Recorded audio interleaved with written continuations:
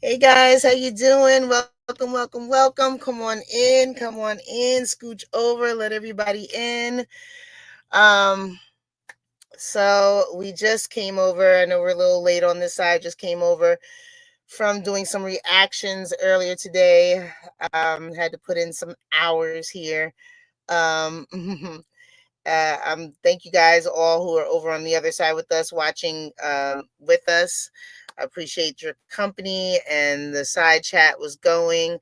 A couple of things that I just wanted to make sure that I address before we get started is that if anyone wants to donate or send a donation, I received two donations for Ada, and I sent them to her, but Ada does have her own PayPal and Cash App. So if you want to send donations to her, please, um, you know, send them over to her. I would suggest that before you send any donation, please make sure that it's the correct, like I would send like $1. And then if the dollar goes through, then you can send the rest. Just so that, we're sending it to the right people. If anything happens to where a donation goes to the wrong person, I would contact either Cash App or PayPal. Just tell them it was fraud, and see if they can get that donation back to you. I have heard a couple people say that they can get donations back.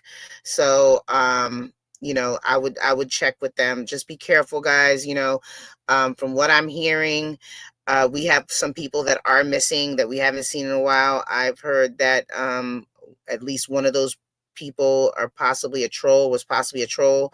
So just be careful, protect yourselves. I know we have the heart to give and to do things. And, for any of you long-term trolls that might be in here, you're wasting your time. You're wasting your time. Don't even build up the negative karma for yourself by being in here trying to troll people that are doing, good things. Go somewhere else, to one of those other channels that people are being ridiculous, and you can, have fun over there. But whether you get away with it now or not, it's not going to work for too much longer. So I just want to put that out there for anybody that might be still trolling long term, trying to play the long game, not going to win over here. So please, be about your business, or whatever the case. I also want to say, like, I know there's a lot going on. I have a lot going on as well. Sometimes I'm a little slow on responding, or I don't respond right back immediately. So I apologize for that. It's just so many hours in a day and so many things that I can do at one time. This morning, I was out of commission for most of the day trying to get some things done personally over here. But I just want to let everybody know to please remember and to have, grace for everyone that, even though we have this network of people that we deal with and other channels that we deal with, please have grace for other people. Everyone is not here for the same reason that I'm here. Even though we're connected, and even though we care about, the mission or whatever, everyone's mission is not necessarily the same. So when dealing with, other content creators or other, organizations or entities, try to remember that, people do care about what's going on, want things to be done right, but they might not be as in detailed as, I might be with, wanting to help these children, help families, and things like that. They might be more detailed with exposing the truth in what people are saying, in the public sphere. Everyone has their, everyone has their journey and what they're supposed to be doing, and it's okay if we're not doing the same thing. The good part is that, if there's something that, is outside. Ah, great, I'm frozen. If it's something that's outside my sphere or something like that, then, I can pass it on to somebody else and say, hey, this is maybe not something that I'm very read up on, but maybe you can help this person. Maybe you can give them, a little bit more assistance where I can't. It's okay. It's okay. Let's not get bogged down by what we can't do or what someone can't do for us, and let's just focus on what we can do, because this is a network, and this is how networks work.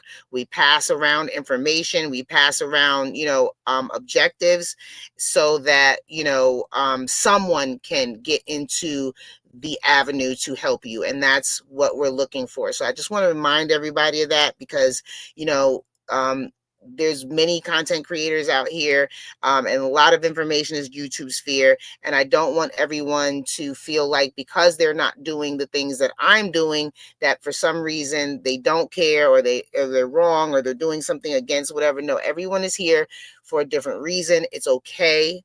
Okay. We're all, I've said it a dozen times at least.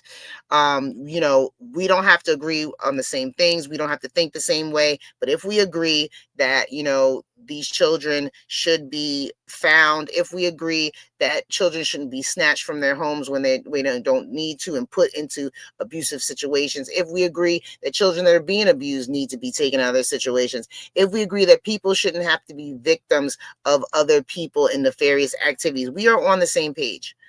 Okay. And everybody doesn't have to represent the same part of this mission and the same part of this struggle. It's a tree. Okay. So let's just consider that, remember that, give each other a little bit more grace. Everyone doesn't communicate as well as everyone else. I'm a great communicator for some people, and I'm a terrible communicator with others. Like, it's just, don't charge it to my heart, charge it to my head. A lot of things happen, and I could be wanting to do something right away, and then something pulls me another direction. Please don't charge it to my heart, charge it to my head. And just, there's just not enough hours in the day to do everything I really want to do. But, I know that at some point I will be able to get to the point to where I will be able to spend more of my days and more of my hours doing the things that I love to do, which is to help people and be there for people. So with that being said, I'm going to go ahead and I'm going to drop down real quick and come back, because for whatever reason, I'm getting frozen today, and it's kind of weird. So yeah, I'll be right back, guys. Chat it up with Tahir and whoever else is on the side plotter. Little Miss, Little Miss, Little Miss Madden. I know I'm reading that wrong. Jane. Well, Jane, you know who Jane is. And I'll be right back, guys.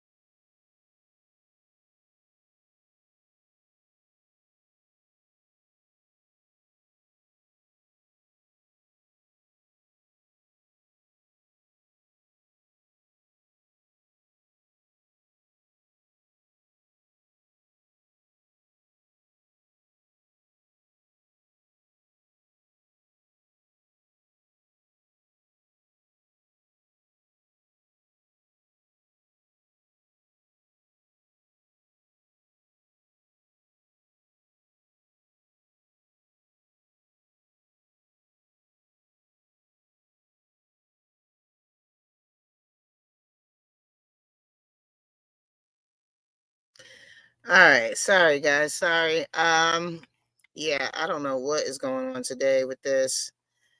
Um, All right. So, welcome, guys. Welcome, welcome, welcome. Hope everybody's doing all right. It's Sunday here, 5:58 p.m., so almost 6 o'clock. Hey, everybody. If I didn't get to say hey to you, hey, I'm going to go down a little bit. Ada, hey, how you doing? Lily, hey, Jane, thank you for being here. Hey, Helena, hey, Plotter. To hear. How you doing, Debbie? What's going on? What's going on? Aspen, hey, hey, hey. Michelle, how you doing? Berger, I think it's Berger. If I'm saying that Berger Anderson wrong, please tell me.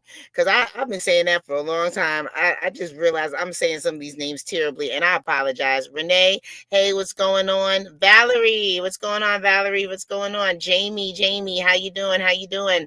Um, who else is in here? Who else? TT Tractor.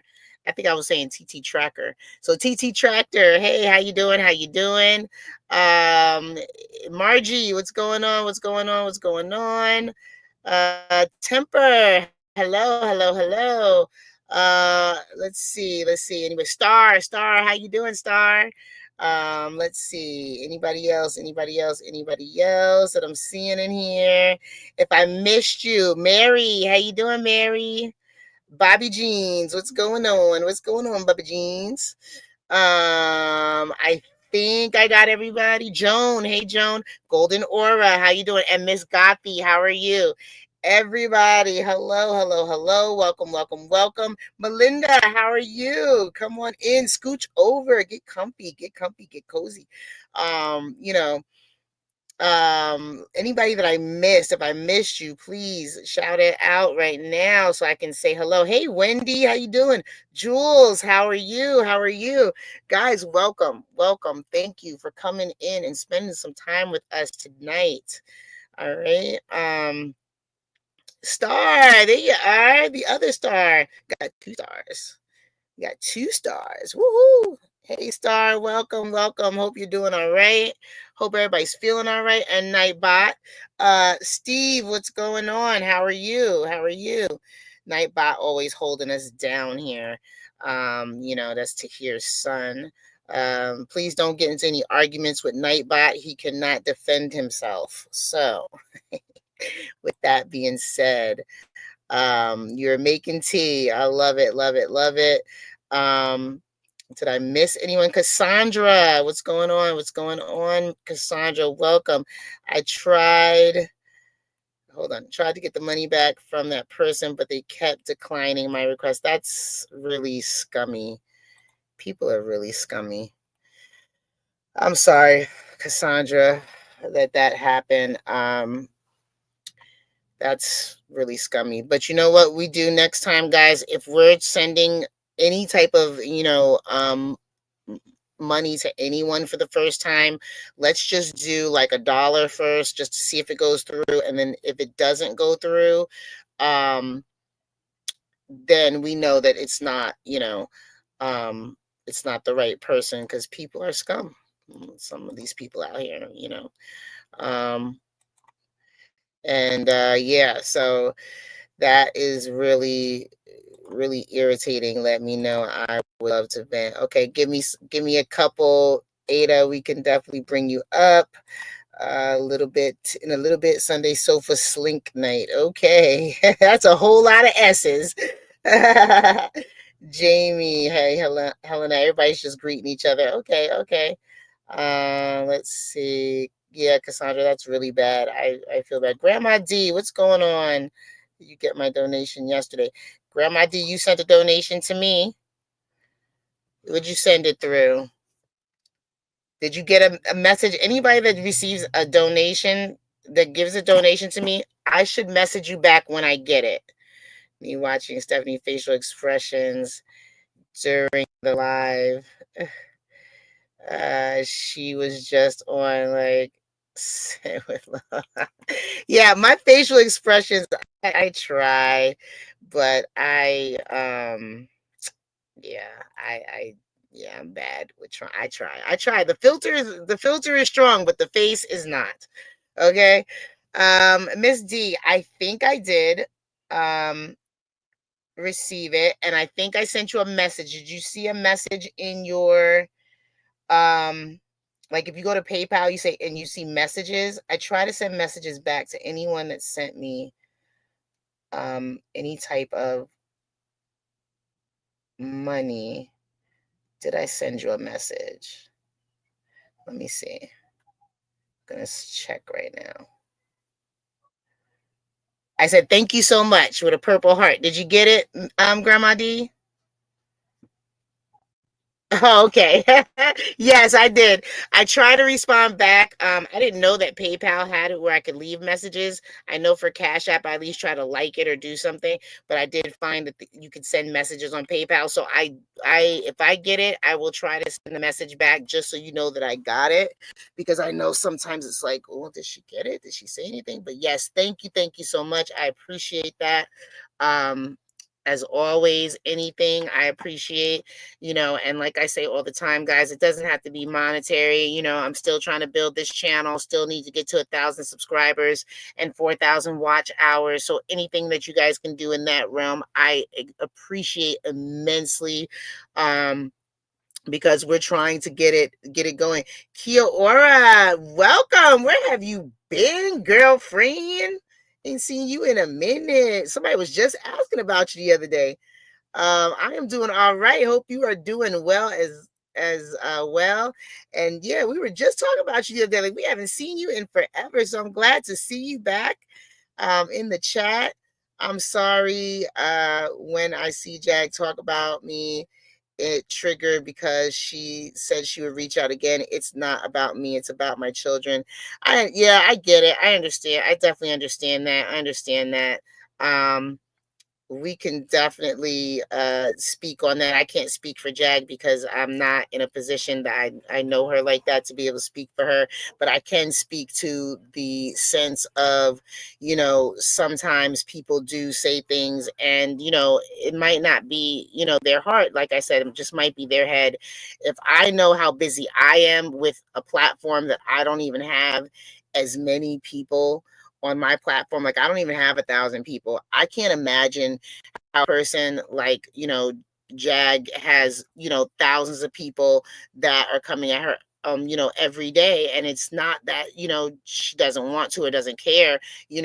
I mean, I assume, like I said, I can't speak for anyone, but it's just the fact that there's a lot going on, and then people have their personal lives as well. So, sometimes we just need to give people a little extra grace because you just don't know what's going on. But you're here with us now, and you're in the right spot, and you have a phone number to reach out to Father Jeffrey.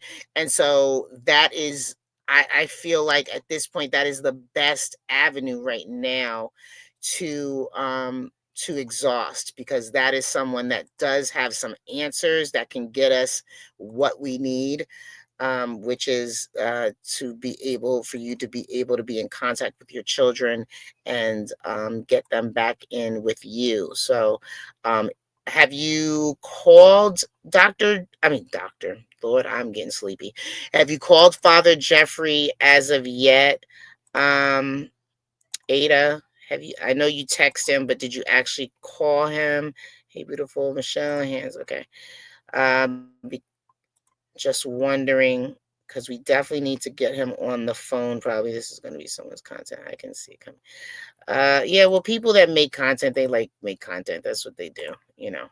They have nothing else to talk about. So just left her at Cassandra. The soreness, stiffness worsened. Expected. Finally went to urgent care. Oh no. Oh no. What's going on? Somebody's not feeling good. Yes. And Ada, I will say this. I I met Maggie,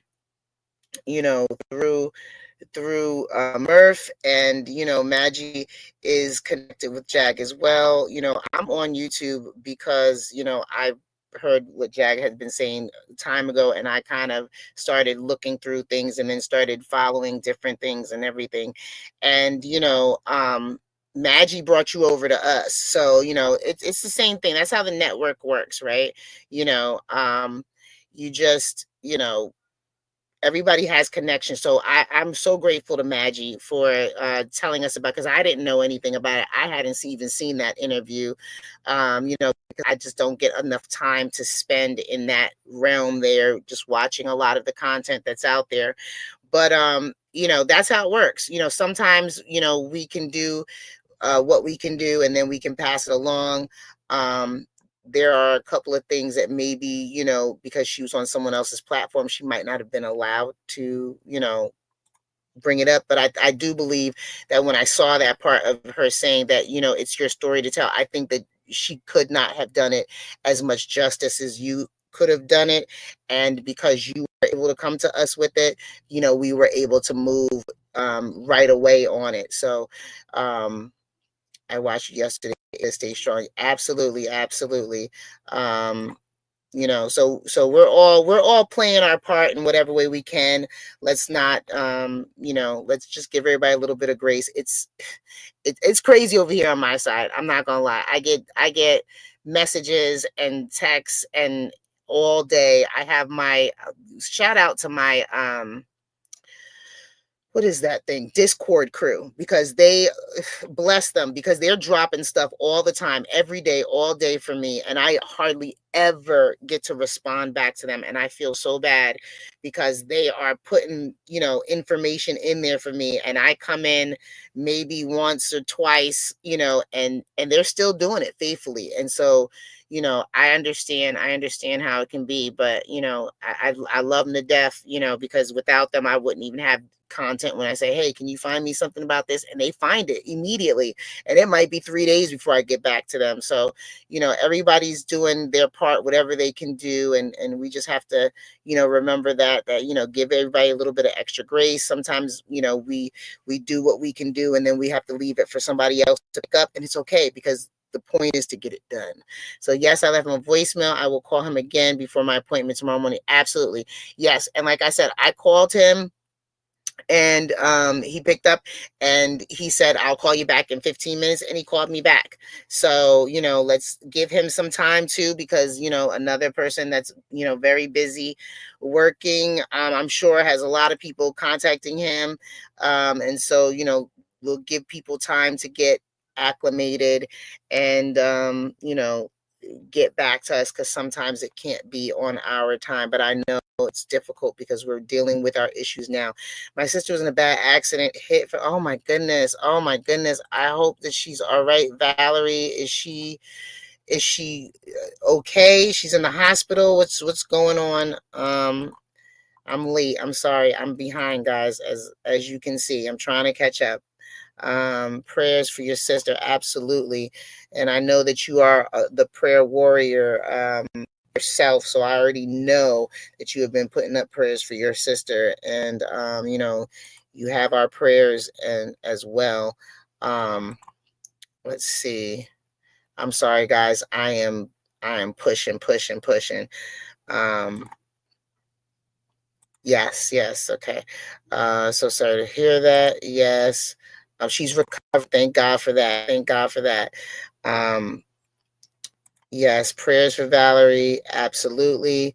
Um, that's always scary when a family member is in any type of accident where you just don't have control over the situation, right? But we know God is an awesome God. He's in control of the situation. He knows what we need and what we don't, and for the things that we cannot control, we leave it in his hands and we trust. That's it. There are many channels on YouTube I don't watch or follow, not because of anything bad, just not interested. But everyone has their own style. Absolutely. And it's okay. Like, it's okay. I mean, I have a plethora of different things that come up for me. I do a lot of news and politics as well, that I watch different channels. So I have a lot of different channels that come up as well. And I think that's a good thing, to have a variety. This is why I really don't ask for anything. I need a private investigator really bad. I'm lost everything on lawyers. I have a YouTube channel with info in my bio. That's all I can say. Okay, Star. All right. Anybody that can help with Star wants to go over and subscribe to Star. Please do. Um,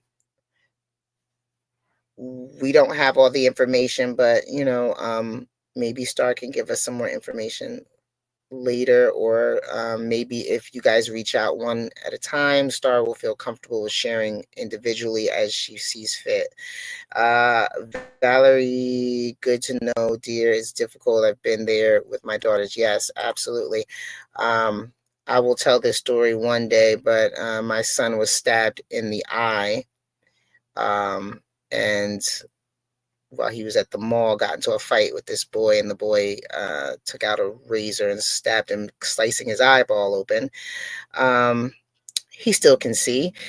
He had stitches on his actual eyeball, but that was a call that was like, what is going on? So I understand how we just got to leave some things in God's hands, and, trust that He's going to work out the things that need to work out. So sorry to hear. Very praying for speedy recovery. Absolutely. Um, Let's see. Thank you. Aspen recovering prayer. She is not in the hospital. So yes, she's not in the hospital. Oh, that's a great thing. I don't ask because I get no answer. You don't ask what because you get no answer. Until I'm calm enough to come up, I have chest pain over this stuff. It's okay, Star. It's okay. It's okay. No pressure, no pushing, no nothing. Whenever you feel like you can share, or even if you feel like you don't want to, that's fine as well. Let's see, Valerie, that's great. She's not in the hospital. Okay, breathe, Steph, no stress. Right, breathe. I'm a very, like, I'm like one of these people that, so once stuff starts moving, I start moving, like, so I'm just trying to get through everybody's messages so that, I knew that be gonna be okay. I knew it, her back be gonna be okay. I think I'm missing something there. Oh, star, oh dear. Just breathe slowly. Try to focus. Staying positive. Yes, and you know what? I love the support in the chat. I love it because sometimes I can see something but I can't respond, or sometimes I miss it because I'm dealing with something else. And I love that you guys pick it up and carry the ball further, because it's not just us, like, and anybody can be a support and an encouragement to anyone else, like, and I love that. I love to see that. Okay, forgive me if I did you comment to me? I was trying to figure out what was going on, Jane. I think I missed something, but it's okay. Let's see. Um, you okay? You popular?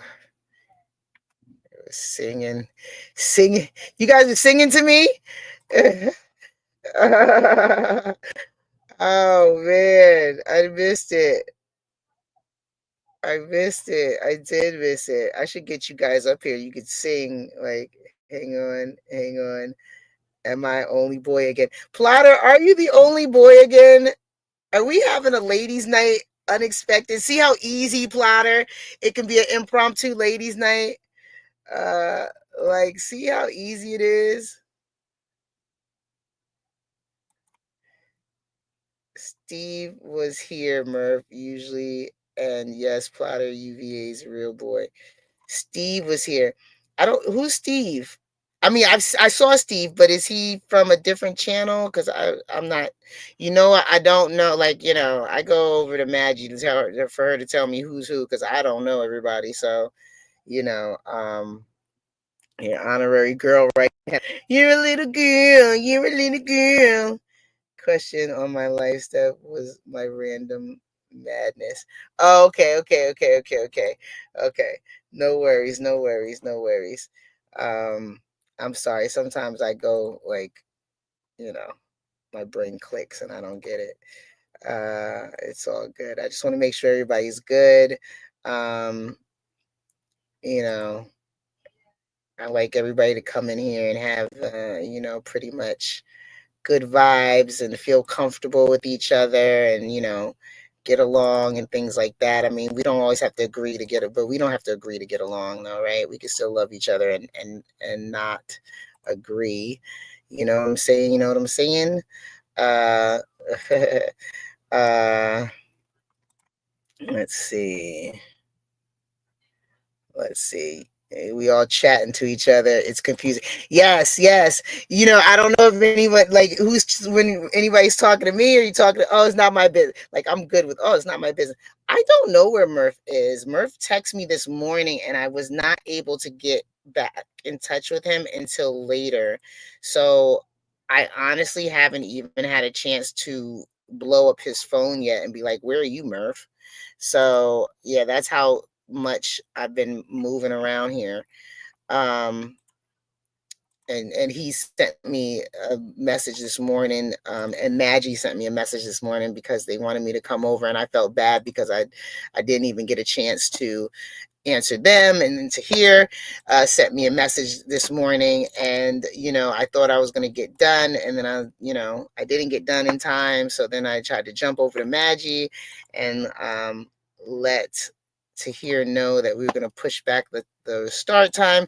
And here we are with the next one. So I've just been running, and that's what happens when I took too long to do what I needed to do this morning. It irritated the crap out of me because I'm a type of person, I like to get stuff done. And if I don't get everything done that I want to get done in time, like I'm a very stickler for like time and how I, use my time.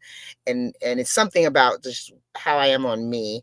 Um, um, and it's just like, if I like I have in my mind how boom boom boom boom boom things go together, and if it doesn't go together, I get on myself like, dang, you should have done a better job on something, whatever it was.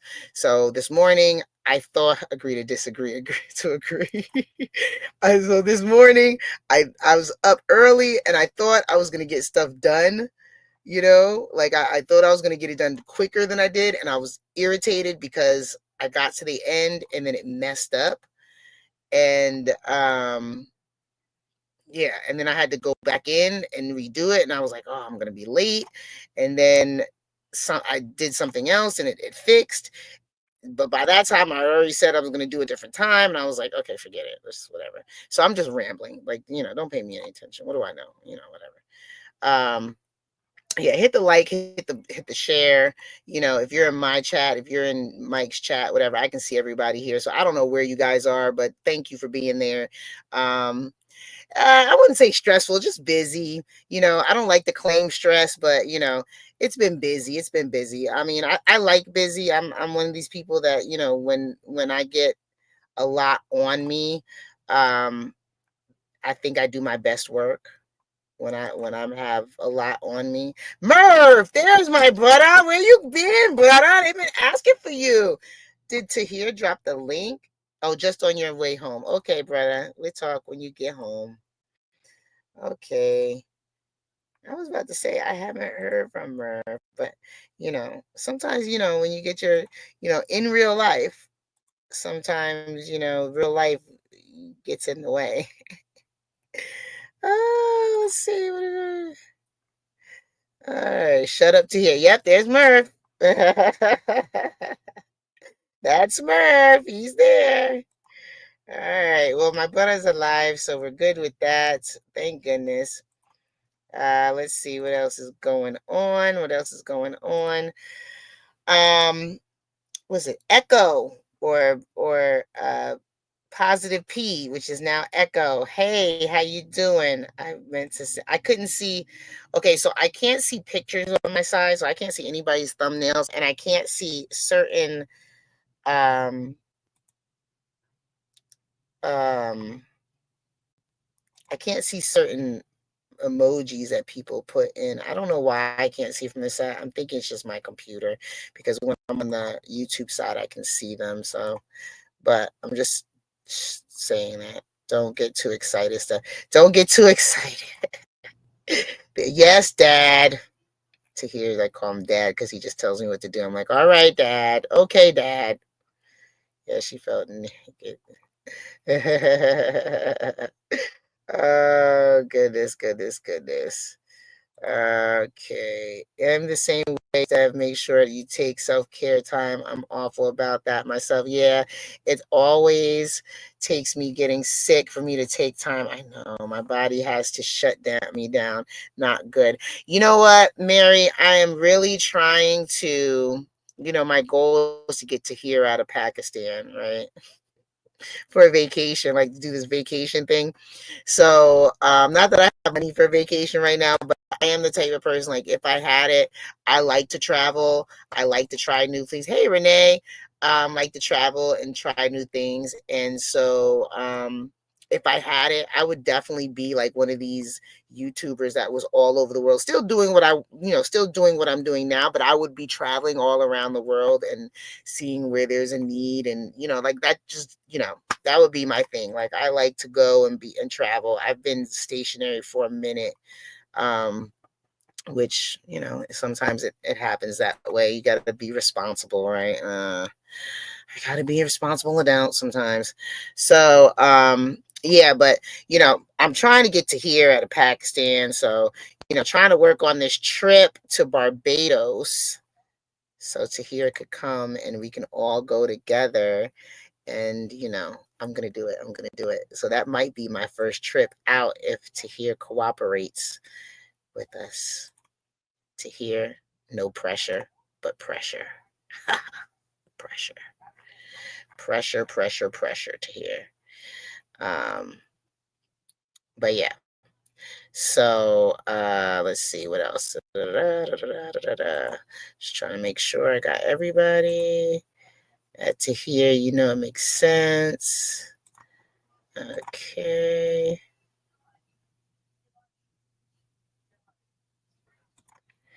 Um, yes, I would love to travel. Like that idea about, all of us going somewhere and doing something, like I'm down. I'm down. I one of my favorite places was the Bahamas, and I have a friend that actually lives over there. And I just can't go back because I feel like there's other places I want to go first before I go back. So like it's so weird. I'm such a weirdo. I'm not leaving my bed. You are leaving to here. We are going to Barbados, and Tahir's gonna be on the beach with a Mai Tai or a margarita, and he's gonna be in the sunshine for a little bit. It's the hardest job being a mom. Literally never ends. Yeah, it doesn't. When I had mine 3 and they were not adults, um, it never ended. And then one day they all became adults, and it was like, now what am I gonna do? And here I am, still again doing something for kids. So it never goes away, I guess. um, you'll get there, girl. That will be awesome to hear. Pressure's on. We'll know if you don't. Right. Pressure. Everybody pressure to hear right now. Okay. We're going to Barbados. I got pneumonia the 8th day. Oh no. Oh no. That's terrible. Pneumonia is terrible. Yeah, we need to get to hear out. I need to get out. I didn't take a vacation all last year. So the reason why I had all these days off, because I think I get 11 days. Um, so with my job. And so the reason why I had all these days off all at one time, and then I'm going to take a couple more days off, is because I didn't take any days last year, and you only have a year to use them, and if you don't use them, you lose them. So I had until the end of this month to use all my days from last year. So all these days I'm taking right now are from last year. They're not even from this year. So I realized I didn't even take a vacation last year. And I don't like to take days off unless I'm on vacation. Like I feel like if I'm going to take days, let me go do something. Let me not just be in the house. So I did go to Colombia, but I worked while I was there, because I wasn't there on vacation. I went to the dentist because it was way cheaper, and they did a great job. Let me say that. But yeah, that was the only. And when I say I was not on vacation, I was not on vacation. I was in pain for most of the time. I didn't leave the Airbnb that we got. and I worked the whole time because I didn't want to take days just to be sick. Like, I hate that. So yeah. So anyway, I think I've gotten through everybody's chats. I'm caught up. So welcome, guys. Hey, thanks for being here. We love it that you're here. There's a couple of videos I wanted to share from the other day that we didn't get to, that now we can, get to. Remember, we were talking about videos for children and stuff like that, and like, how do we have these conversations with kids? So there was another video that someone sent me, and I don't know if it's Linda, I don't know if it's Cassandra, I don't know, it was Grandma D, I don't know who sent it to me. Whoever sent it to me, thank you so much. You guys know when I get your videos, I try to email you back saying thank you or something, so you know that I got it. So I'm gonna go ahead and I'm gonna put this one up here, because it's just a little short video, and it's about, I guess, what we can say to our kids. It's about oh wait, is this the right one? Wait. No. It's this one.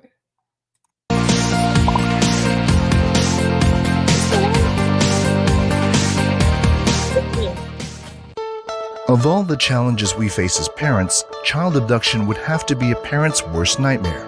While it may not ever happen to you or your family, statistics show that child abduction is a global problem, and it can happen regardless of socioeconomic background, race, or location.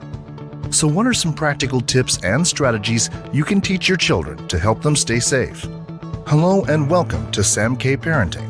Today's video is all about child abduction and how we can empower and protect our children from becoming an abduction statistic. If this is your first time here, make sure to turn on those notifications so you don't miss out on our regular updates every Thursday.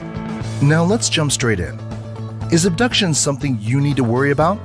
Well, let's look at some statistics. As of 2019, the Federal Bureau of Investigation published data illustrating that there were 421,394 open reports of missing children in the United States. Canada had 40,425 missing children, and it's estimated that 80,000 children go missing in the United Kingdom annually. 25,000 young people are reported missing in Australia each year, and it's estimated that a child goes missing every 5 hours in South Africa. This is the disturbing reality of the world we live in today. While the numbers are simply horrifying, it is important to note that the majority of these children that are reported missing are returned home safely. However, there are some children that sadly never make it home, and frankly, even one missing child is simply one too many. We certainly don't want to live in fear, nor do we want to allow our children to live in a constant state of anxiety and distress. However, your children do need to understand the dangers that exist. A kidnapping attempt can happen anywhere at any time, not just at the shopping mall or parks, but entering or leaving school, waiting at a traffic light, or going to a public toilet, just to name a few examples. So what are some practical steps you can take to reduce the chances of your child becoming an abduction victim? Number 1. Set clear expectations and ground rules. Tell your child explicitly that you would never send a person that they didn't know to pick them up. They should always stick to streets they know, and should never take alternate routes or shortcuts through quiet areas or empty parking lots. Always walk places that are well lit and populated with houses and other people. When being picked up from school, they should never leave the school grounds and should wait inside the gates for their lift to arrive. At all times, they should remain alert of their surroundings and have their wits about them for their own safety. This means not always wearing headphones or having their eyes glued to a phone or device. Number 2. Instill a healthy sense of skepticism of people in your child. Remind your child that they must never get into a stranger's car or even walk anywhere with a stranger, no matter what they tell them, who they claim to be, or how friendly they appear. Some predators will even lure a child with the promises of something fun, such as playing with puppies or going to a theme park or candy. Alternatively, they may prey upon their good nature and ask the child to help them find their kitten and so on. Perhaps they may claim that mom or dad have been hurt and they've been sent to pick them up. They should also be cautious of anyone who tries to offer them a job or modeling contract and so on. If something sounds too good to be true, then it probably is. People will never freely offer amazing opportunities to some random person on the street.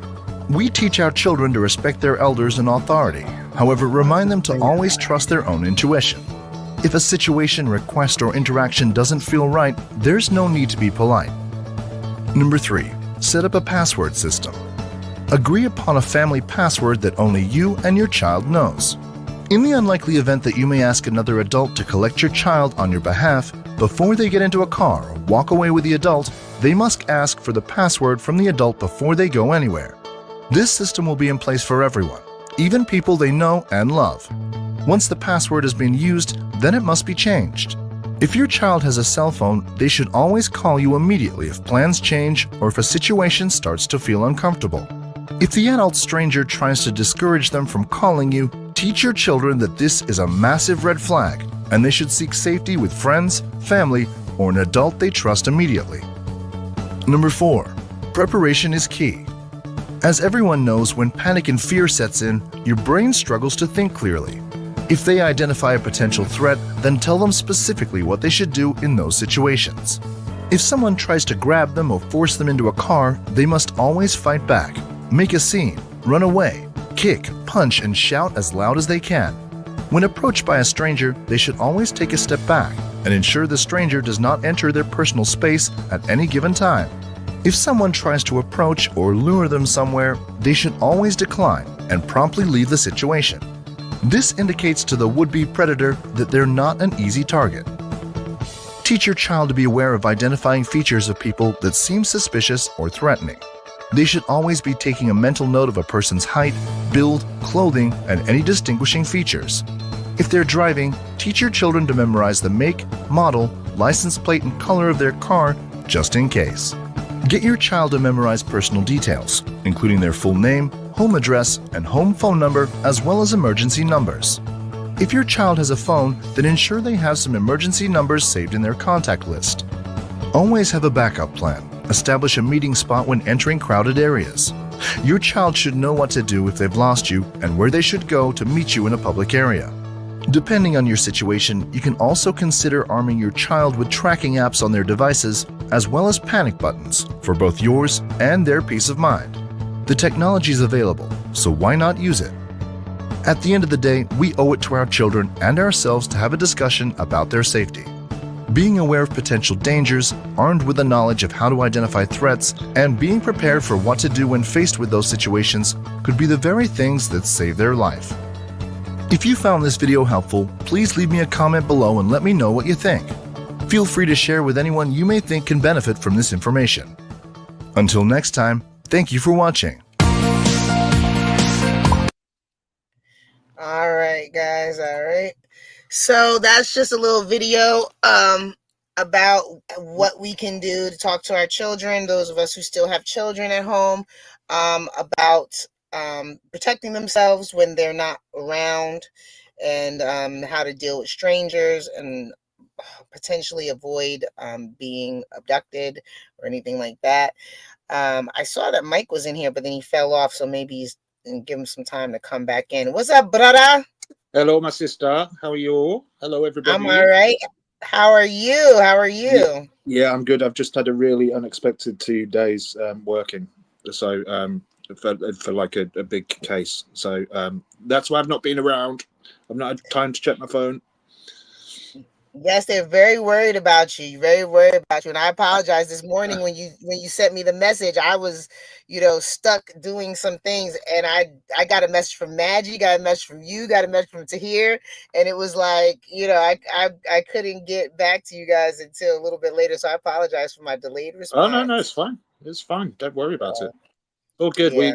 People sometimes forget that we've actually got real lives as well. Do you know what I mean? So yeah.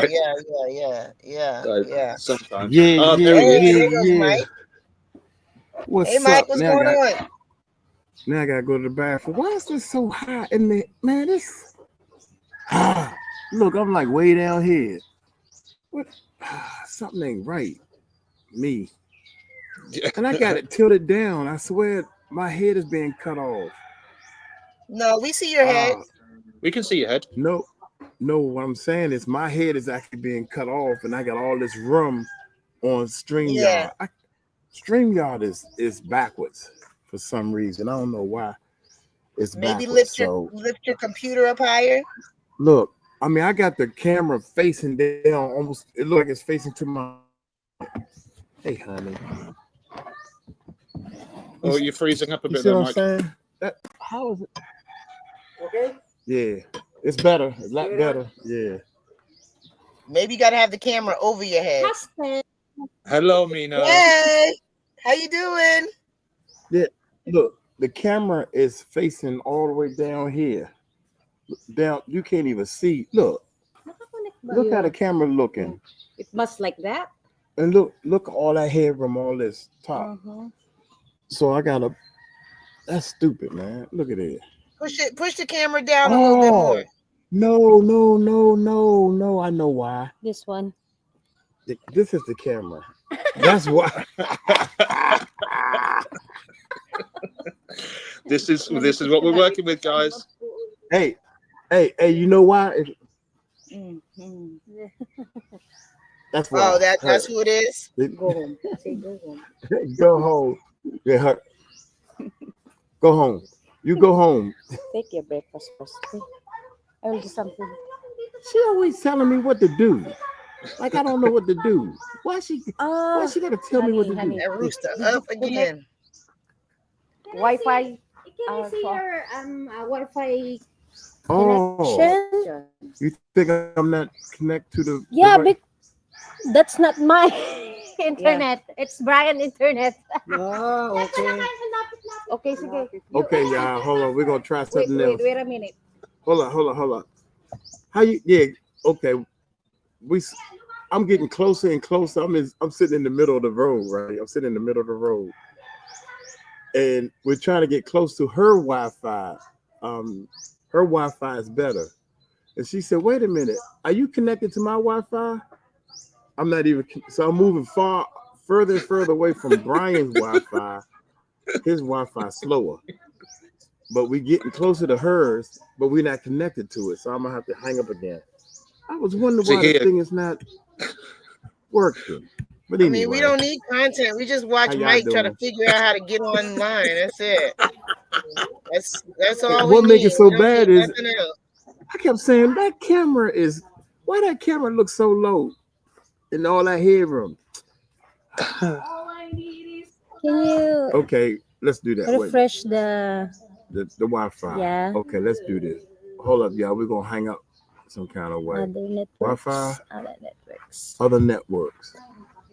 This is mine. Look, here? it's full. That's yours? Yeah. This is the password. You want to type it in? Okay. Thank you, Dad. You want to sit here and type it? Hi. Hello. Hey, look, can y'all see me? Can y'all hear? Yes. Yeah. Oh, Yes. I can hear them. We can ready to go to some stronger Wi-Fi. Don't There you end the go. stream, Mike. Don't end the stream.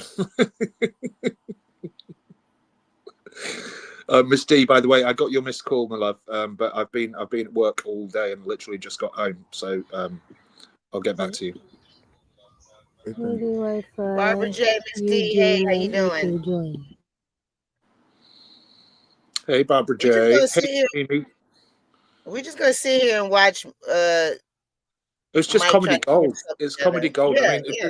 I mean, you could show this. I don't, That's spicy. You can I don't have to say nothing. Yeah, oh my Let's see him God. get it together.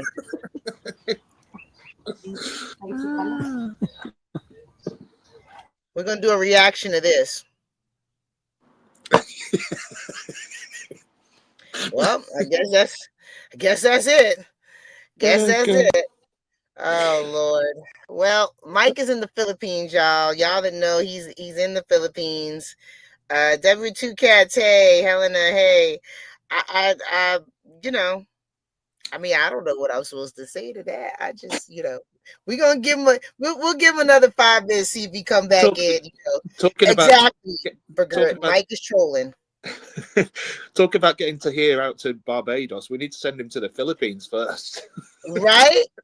To here, is there some type of boat There you that can go. be taken to get out there? Okay. There, now it's strong. It's full Wi-Fi. Thank That's what you. he thinks. That's the Let's see if he freezes again. No, that should be perfect now. We on the right Wi-Fi. I'm close to the Wi-Fi. Eat your noodles. Even though I got the wrong camera, the camera's here, and I wanted that camera. I can switch cameras though. Yeah, eat your noodles. So what's going on? What's going on, Mike?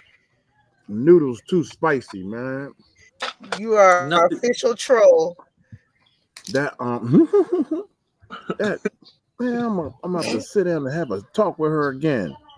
Camera, watch this. All these Wait a troll minute. antics. Face camera. There we go. USB. Yeah, that's the camera I want. And that's that camera. Can y'all, did it change? Look at him. Yep, it changed. Yeah. See, I kept pulling the camera down, but I said, why is the camera looking like that? Watch the Even egg though it's a roll off. little I know, right? hush, that egg ain't going nowhere. What's That's going? what Helena said. Your egg gonna be rolling off your plate. All right. What's going down, Mike? What have you been doing?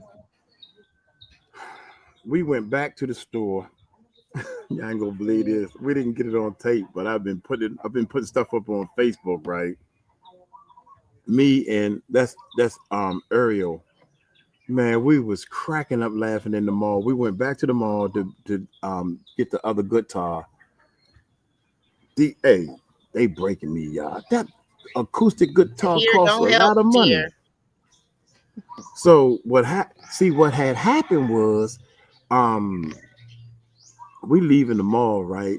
And this guy was looking at me because I'm the only American, so they kind of looking and stand. So he walked right through the glass. He didn't walk through the glass. The door, one door was closed. This door open. He tried to walk right through. It was bloop. Like a drunk pigeon, huh?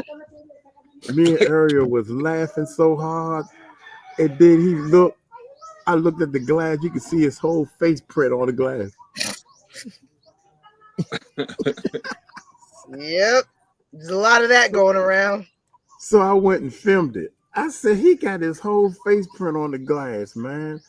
Oh my gracious. So I'm talking to the brother, the two brothers about we need to go somewhere. I'm mad, man. We need to go somewhere to give out these shoes and stuff.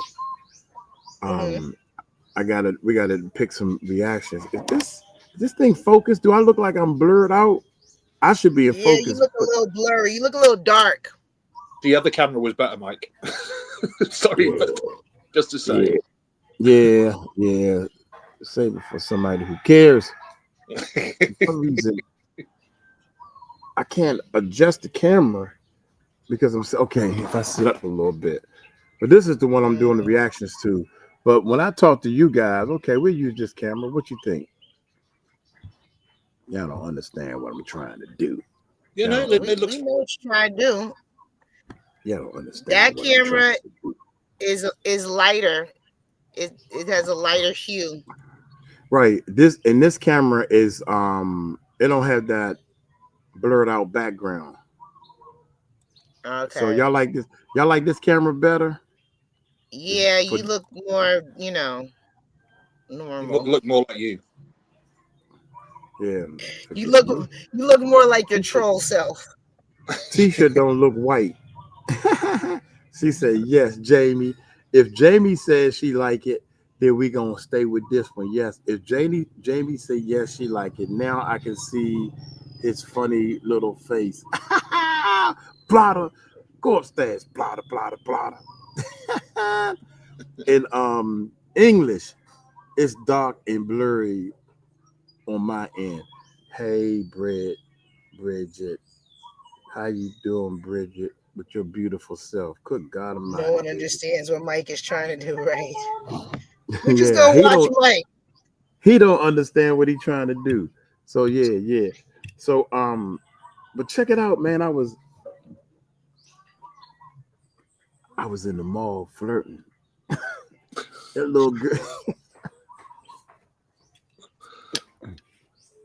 Where's my cell phone? Is this my cell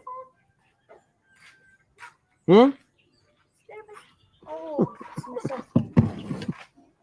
Where you going? Why didn't you come around? She went around the table. She was great. Come this way so y'all can see her.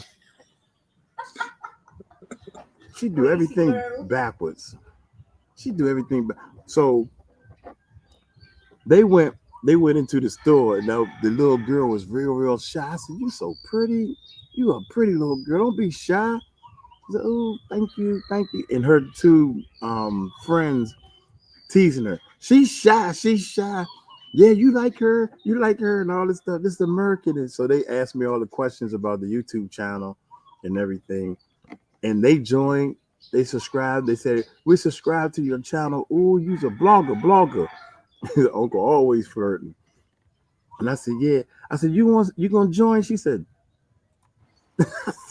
Nope. "Good God." I said, "That's okay. You still pretty though. You don't have to join."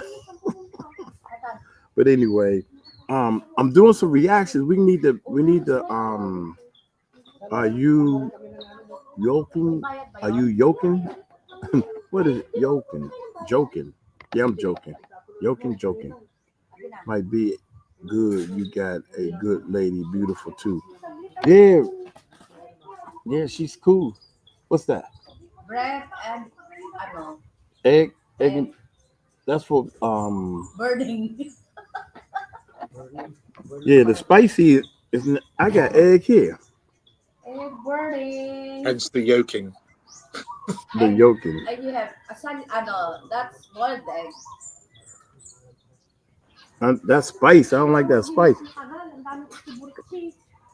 Look at it's not yellow like Yes. ours. It's like orange. Remember like you said something about orange?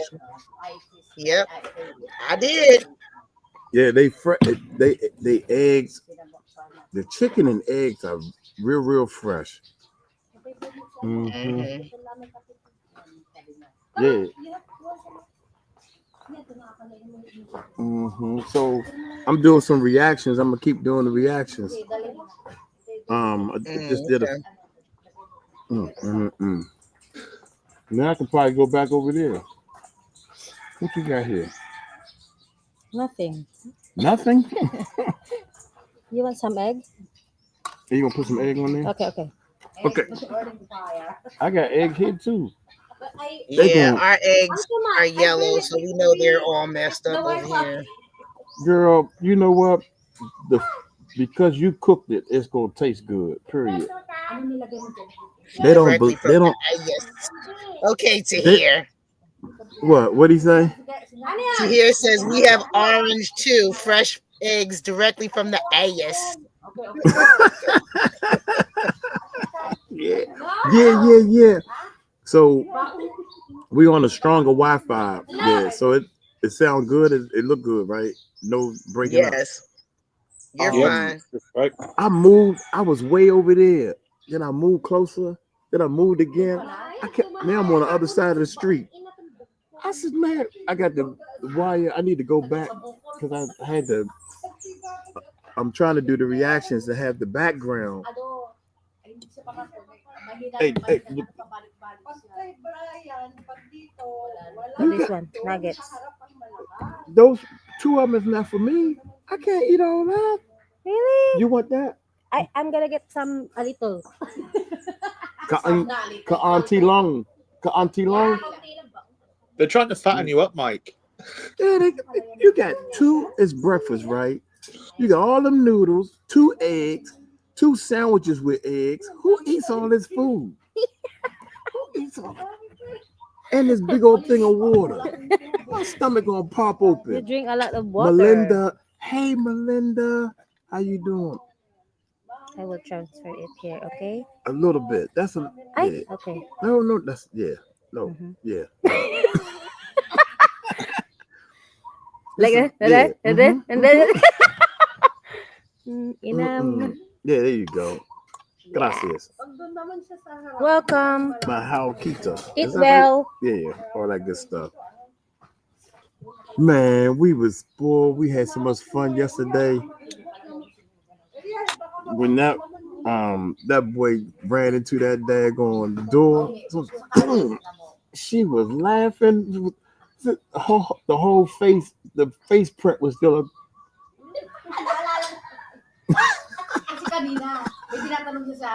I put it on Facebook, man. Y'all need to go look.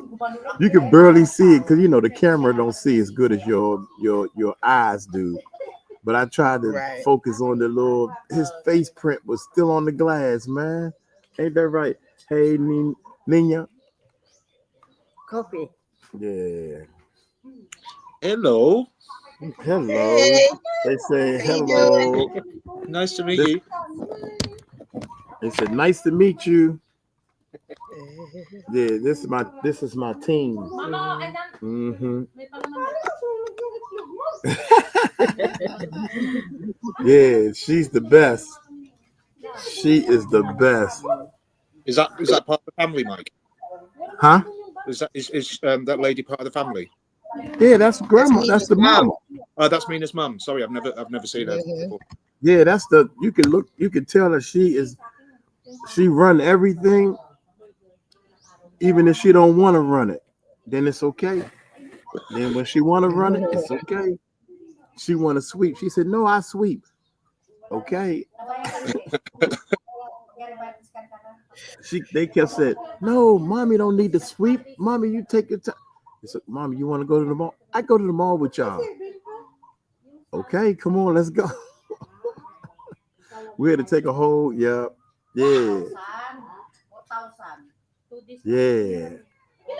Yep, that's me. Yep, me.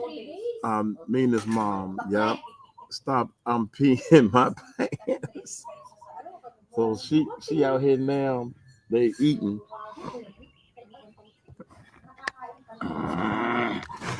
I'm supposed to be doing reactions, but I had everything set up where.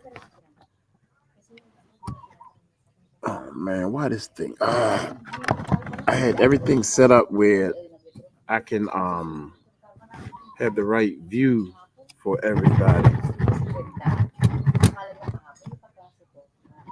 Now your face is. Now we see your nose and down.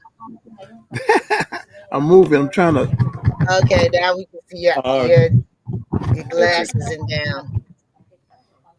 Oh, shoot. I'm just trying to show them a little better. Listen, I don't like Yeah. this. I don't like this camera, man. Wait a minute. Why this thing won't spin around? There we go. There we go. All right, now I can like this, so they can be in the background. Yeah, that's cool. Mhm. Looks good. Yeah, but they sitting over there, and I said, "You okay, mommy?" I said, "You okay?" She on the tricycle. Yeah, yeah. Oh my gracious, she is beautiful, man. Hello everyone. Mm. Pinapati ko si Aikoy, si anak ko. But anything else, Mike? What else you been doing other than shopping? Mm-hmm. I've been we've been setting up for them. Yesterday I was like, nah, I'm just gonna take a break. I'm gonna rest, and I drunk a lot of Red Horse, Mm-hmm. and so yesterday was break time, so I can come do these reactions. So I'm gonna let y'all go, so I can go back to doing reactions. Y'all do what y'all need to do.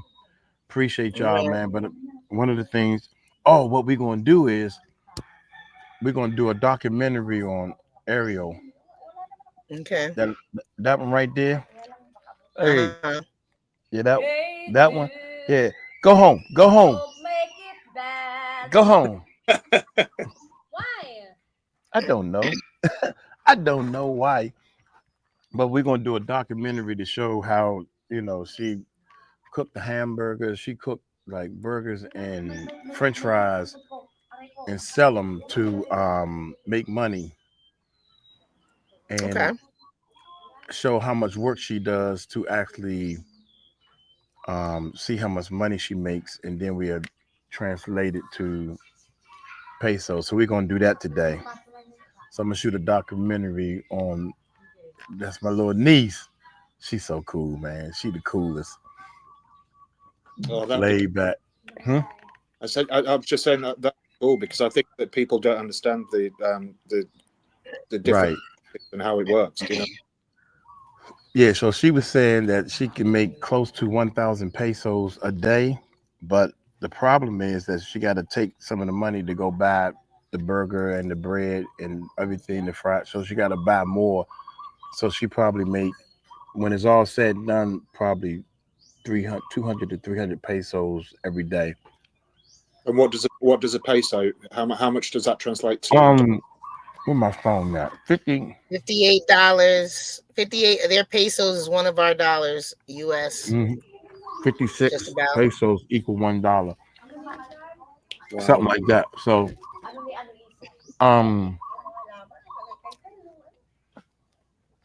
what I say? Oh, 1,000 pesos is almost $20. It's actually $17 and something. So, Yeah. so what? So What? $58 and their money is one of our dollars, give or take a couple of cents. Yeah, 58 pesos. It's not a 50 pesos. It's Yes, not a 58 dollar. pesos is equal to one of our dollars. Oh, I'm sorry, Jamie. Jamie said Mike talking with his mouth full. Was I? No, I think you seeing things. You seeing things. I wasn't talking with my mouth full. Let's rewind. We got to rewind the tape. Nah. Look, so when she go out and sell the French fries and all that type of stuff, she make $17. If she lucky, she'll make $17. But she got to take that money and buy more food and stuff for the next day. Yeah. Anyway, bye y'all. Y'all ready for me to leave? Y'all wait for me to leave? No, you're fine. You're fine. Like we love you to You're bits. fine.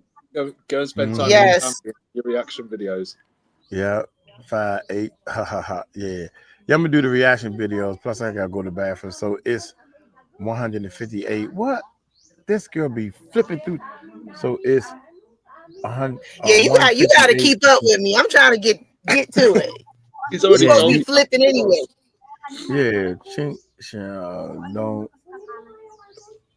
Yeah, don't end the stream, Mike. Barbara, hush. Go upstairs, Yes, Barbara. You go please upstairs. don't Bye. end the stream, Mike. Right. Bye. I'm just gonna shut the thing down. Bye, y'all. Yeah, Love y'all that so works. much. Bye, Appreciate Mike. y'all. See you later, Tell Mike. me and everyone we said bye. Yeah. Say hi to the whole family. They said bye. They about to leave. Bye. Bye. Go upstairs. Bye. See y'all. Thank y'all so much. Peace. Peace. All right. See you later. Bye. All right. Well, there we go. We got trolled again, guys. So you didn't even get a it's- chance. You didn't even get the chance to that video that we just played before Mike came in. yeah. I mean, it's fine. It's just, it was just a short little video. That's why I played that one, because I was like, if Mike pops in, because the next one is a little bit longer. So I was like, Mike pops in, then at least this one will end really quickly. So but yeah. So that's what Mike is doing today. So he's getting it done, I guess, or whatever the case. So welcome, guys. Anybody that just coming into the chat, welcome. Mike is in the Philippines, as you can see. He's our number one troll, but we're glad to see that his whole disposition is so different, being in the Philippines. Like, everything about him is like, you can just see the weight lifted off his shoulders, no stress. And that's a good thing, right? I don't think people realize, even, not to take away from any other country, but being in America, it seems to be so easy, but you can see it in a person's face and their demeanor when they get to leave the country, and just doesn't necessarily have to be easier living, but there's something about just being away from here that relieves stress. It releases a lot of stuff. Like, you don't even realize it, but I don't know if anybody else can tell, but you can see it all in Mike's. I can see it all in Mike's face. It's just, it's totally different. Like, totally different. What do you think, Murph? Oh no, I totally agree with you. You can just see it's like there's a weight being lifted off his shoulders, you know, because it's not just leaving the country, but it's being around his newfound family as well. Do you know what I mean? And it's Yeah, like yeah. it's just the enjoyment you can just see because he might waffle, but we just found that funny. Mm-hmm. You know, he's waffling Mm-hmm. about what he wants to talk about because he's had a great time and is continues to have a Right, great. And it's nice to right. see him like. Right.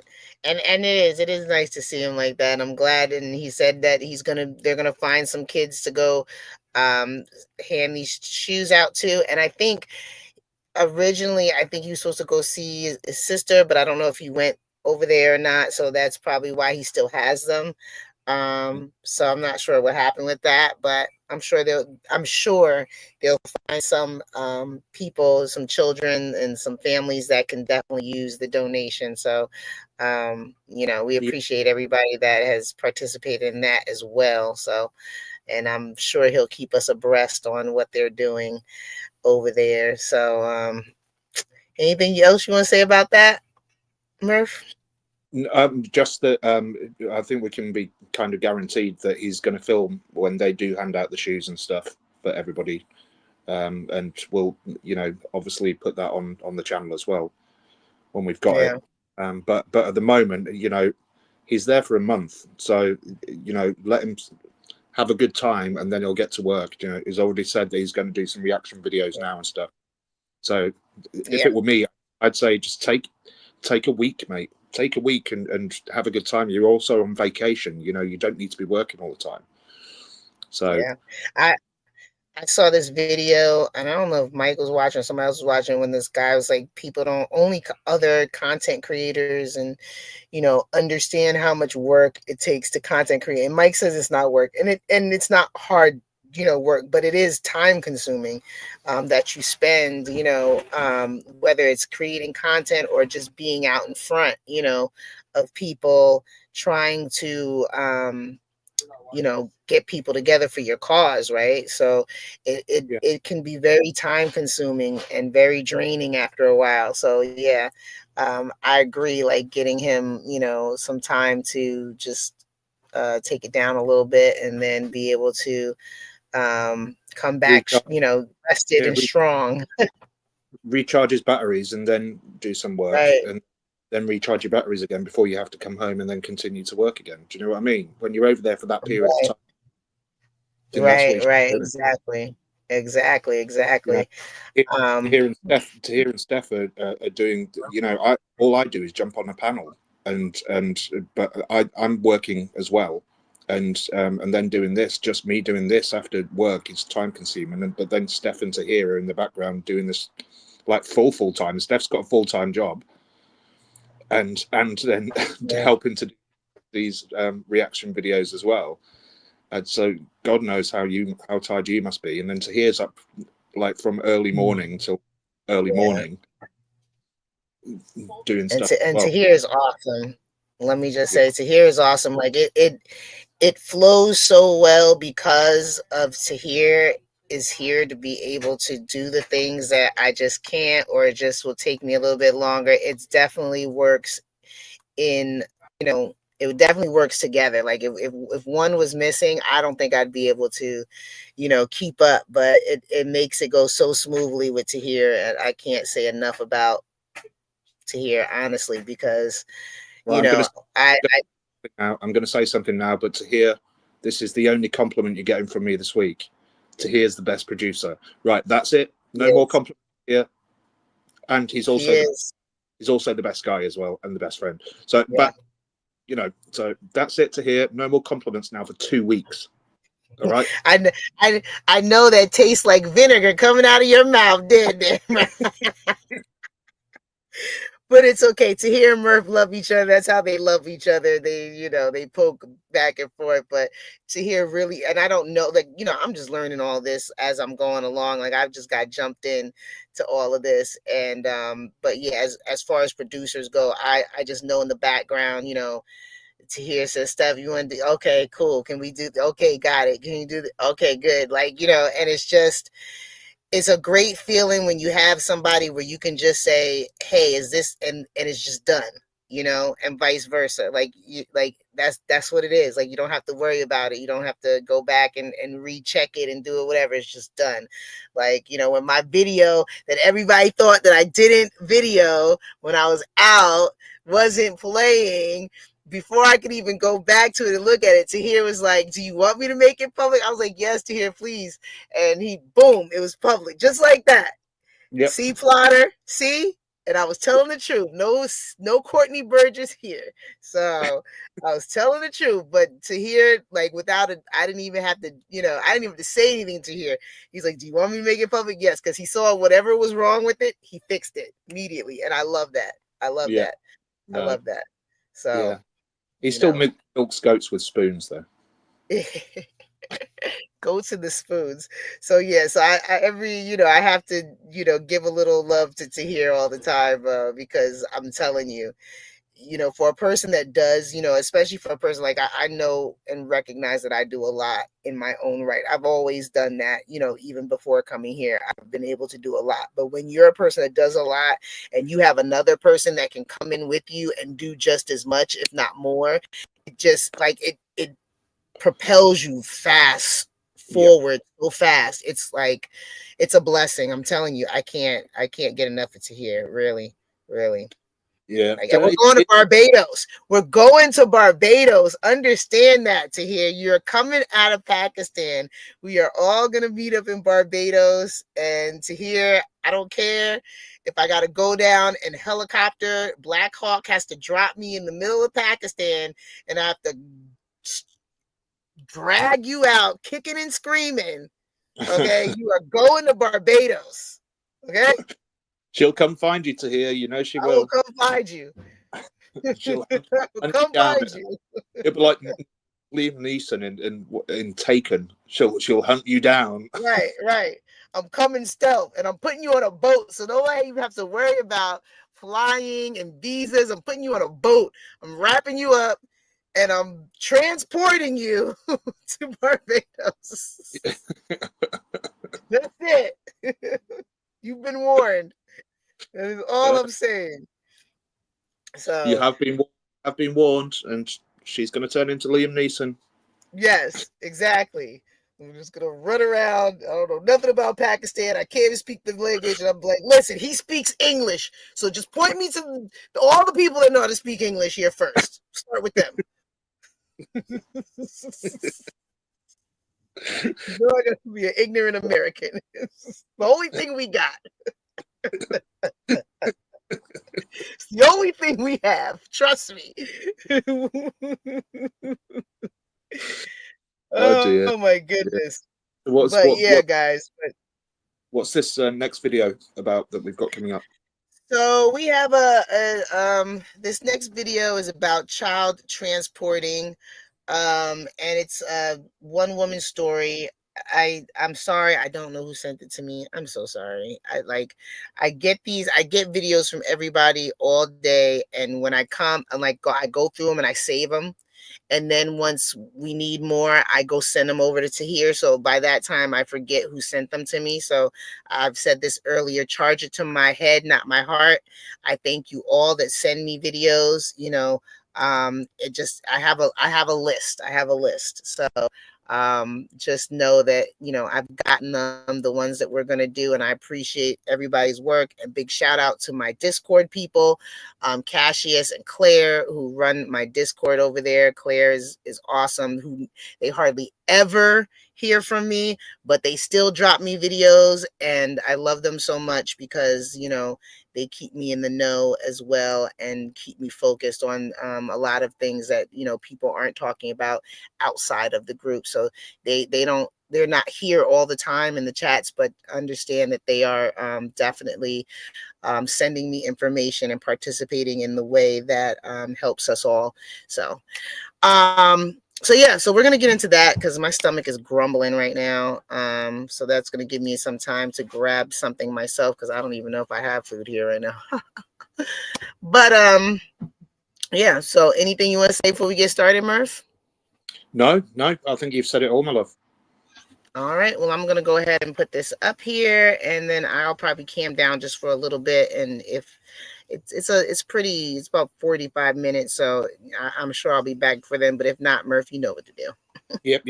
I got you back. At 4 years old is Love my ya, very love ya, love first ya. memory Thank you, of brother. being sexually trafficked by my parents. I thought I was special. I didn't realize how awful what was happening it was until I was honestly in probably high school. Welcome back to Max Out, everybody. Today is an adult topic, although I think you want to share this show if you're comfortable with young people that you care about. But I just want to let you know in advance, we're going to be talking about some pretty adult things today. And our topic today is going to be something that has become more and more near and dear to my heart, which is sex trafficking and child trafficking in general as well. And I was at a speech, everybody, many years ago. I was giving a speech, and there was a woman. Usually when I'm in the green room, I'm getting ready for my talk, and I'm just sort of listening kind of in the back of my ears, so to speak, to the speaker before me because I'm getting focused. But there was this person speaking that I just could not stop listening to, that captured my heart. And I stopped everything I was doing and I listened. And that person was Elizabeth Frazier. And she told a story that day that was so vulnerable, so authentic, so heart-wrenching that I really couldn't move.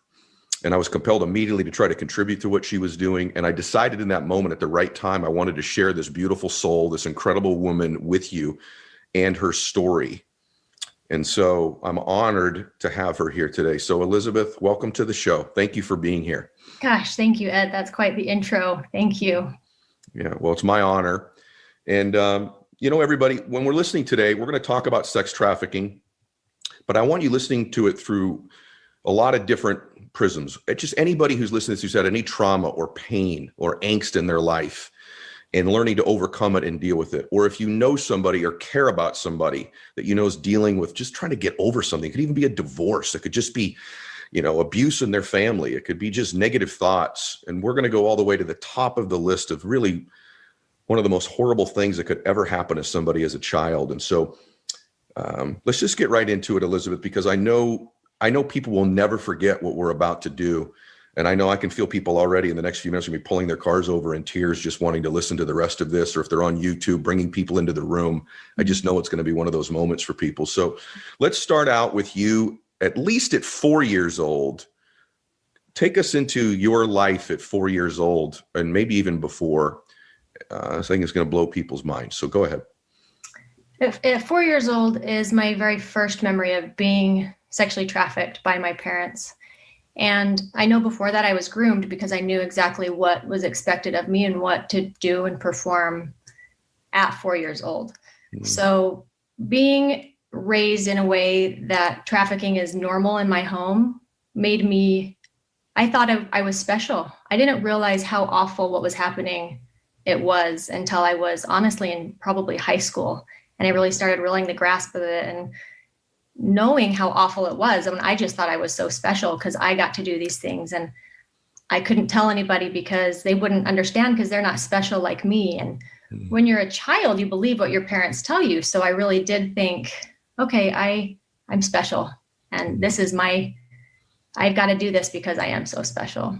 What was the memory that you remember first from being 4 years old that tells you at least you're being prepared before that time? Is there a particular situation that stands out that you can in your mind see or feel in your spirit right now?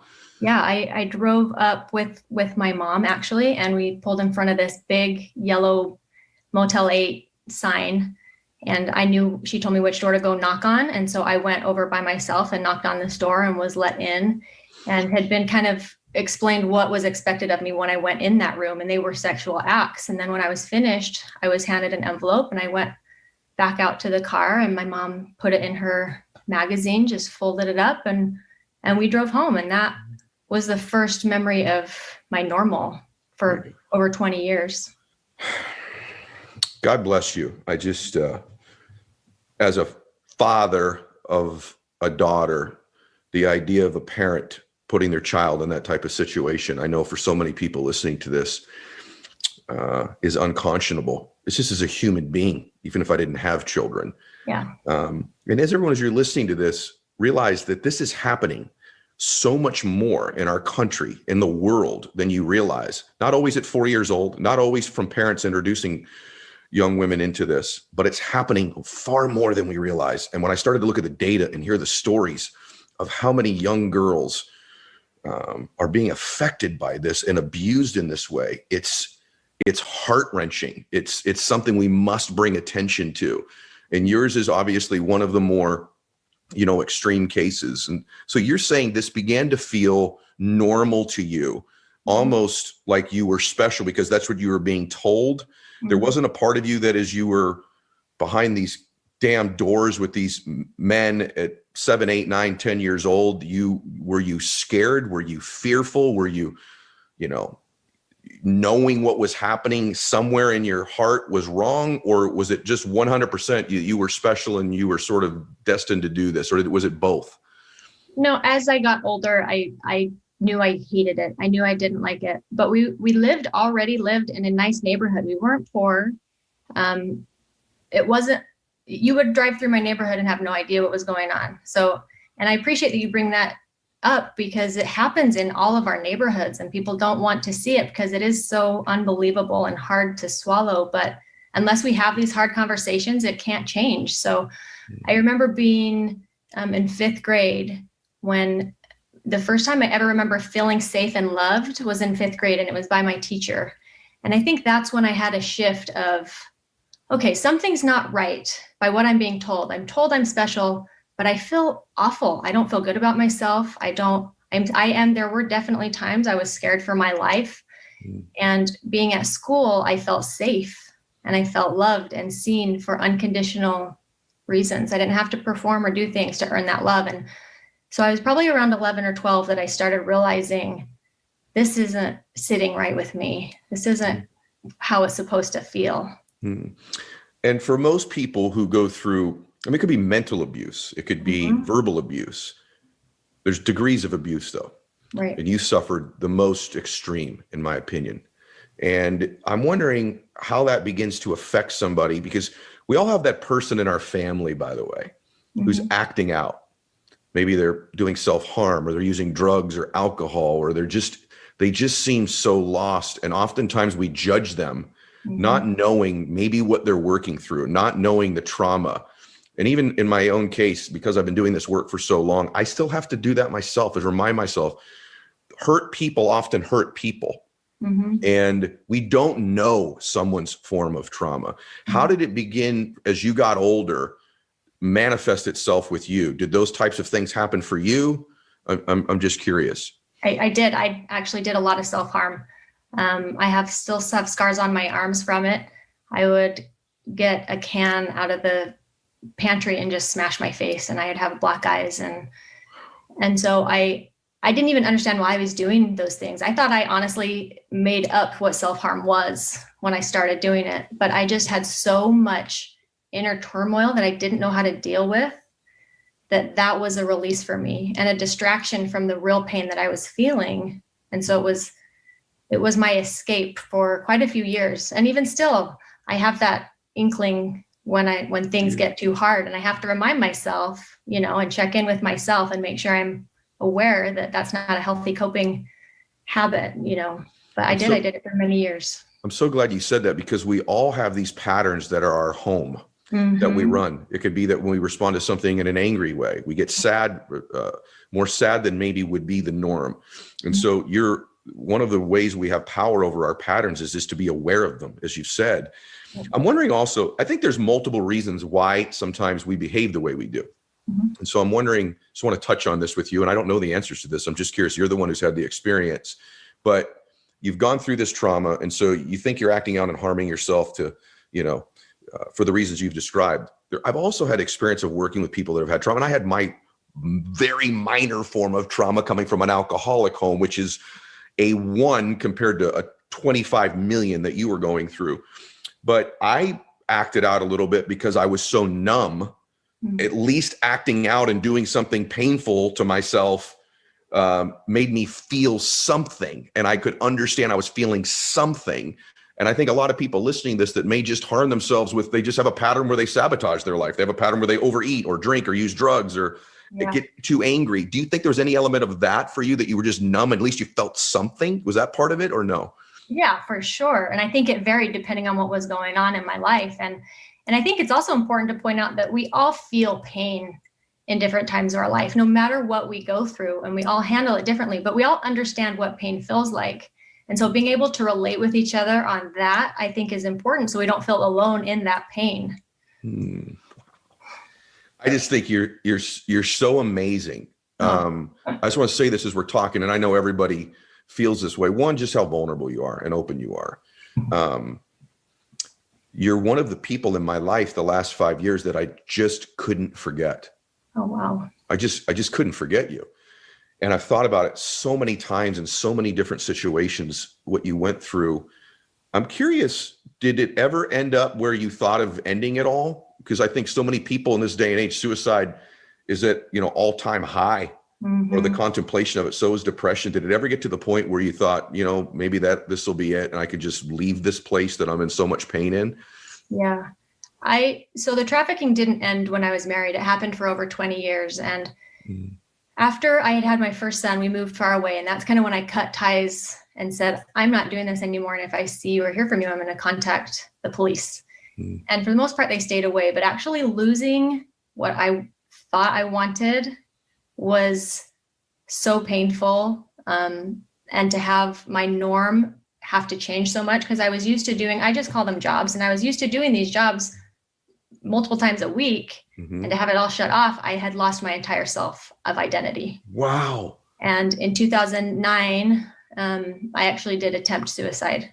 Oh my God. And by a miracle, it didn't work. And I think that really started to form who I am today. And I never imagined being on a podcast and sharing my story ever. I never thought, this is what I want to do, and have everybody see these dark corners of my reality. But change can't happen if I don't open my mouth. And to think there's somebody out there that's going to hear this and help either their own kids or their child's friend, or, even themselves, it's worth it to me to put myself out there. If it saves and helps one person, then it's worth it to me. I have to be willing to do that.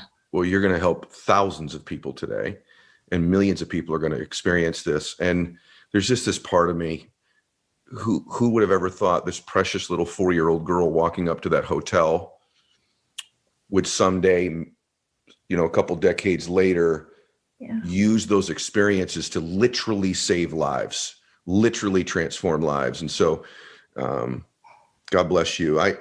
I want to unpack, you said a lot there. So I want to go to some hard things. Okay. That this is where I really think we can help folks. You said something about that when you actually stopped doing this thing that was really so detrimental and painful to you, that you actually and somehow lost your identity by stopping. And that's what caused suicide. I want to make sure the contemplation, I want everybody to hear this.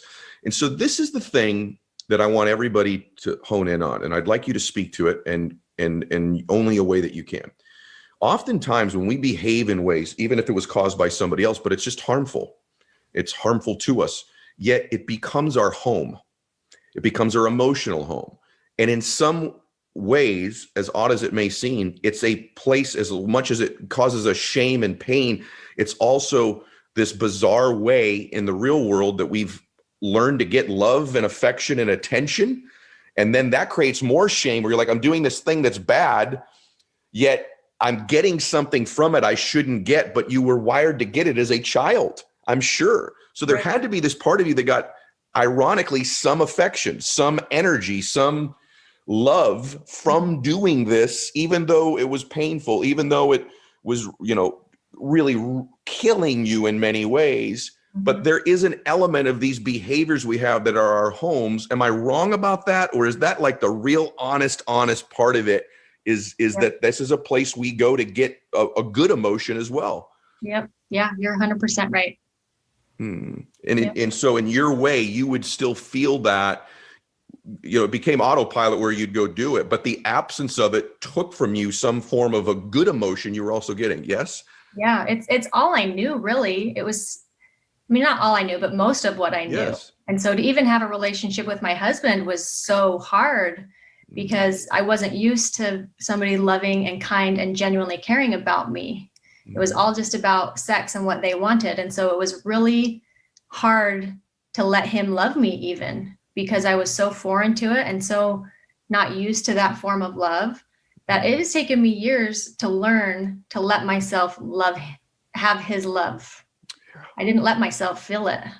One of the most, maybe I don't want to be disrespectful to my other guests, one of the most deep and powerful things ever said on the show, and most honest. I mean, that's a level of honesty that's unprecedented, to be able to acknowledge and say, I was actually getting something eventually favorable.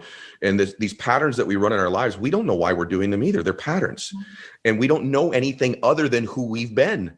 And so awareness is so important. Listening to something like this and realizing that if Elizabeth can change her life from being wired to do this since 4 years old and before, what could you overcome in your trauma? What pattern could you change? How could you leverage it to help other people? It's just amazing what you've done. And so I'm curious, first, you mentioned your husband. When you got married, this wonderful man, did he know this when he married you? Because this continued when you were married. I think probably for two reasons. One, you were still being threatened, right? That they would harm your family if you didn't continue it. And I think two is this was a pattern. Yeah. Correct, right? So did he know this when you got married? And if he didn't, when did you end up telling him, and how did that conversation go? Well, he knew there was abuse. He didn't know the extent, and he didn't know it was my family, and he didn't know it was still going on. So I didn't share much with him at all. Okay. And honestly, we met in March and we were married in July. That's how long we dated and knew each other. So we didn't know each other at all, honestly. And he started seeing dysfunction and things that I just couldn't handle normal life things very well. And it's because I didn't learn how to handle my emotions except through sex. And honestly, it's so humiliating, or was, to think about and realize, but I'm glad that I can see it now. I didn't see it then. And so now that I've been able to see it, I can make the changes, but it's awareness. You're right. So I told him, so right before we moved out of state, he could tell I needed to talk to him. And I had said that. And I said, I need to tell you something. And I sat there for probably 20 minutes and couldn't get the words out. And he finally actually asked me, and all I had to do was nod. So he had been able to put pieces together to figure out what was going on. And I think it had to happen that way, because if I didn't know if I could say the words, so some way he knew so that he could say the words so that I could be safe. Wow. That must have been a remarkable conversation. I mean, it was. I'm curious how it goes. Now, you come to me and say that. I want to know every detail. And I want people to learn who may be the recipient of someone, I'll call it coming clean, bearing their soul to them. How should one handle that when someone comes to them with some pain they're going through or some shame they're experiencing? I'm sure there's a level to which someone should be asking questions. Does it come in doses?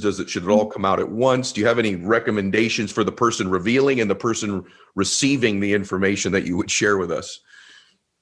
I think everybody's different. So I can speak to what was helpful for me. And for me, in my relationship with him, I didn't want to tell him very much because I didn't want it to be real. And by saying the words right away, it made it real. And I don't think I could have handled that. But he needed enough to know to keep me safe. And I didn't trust men, including him, unfortunately, very much. Sure.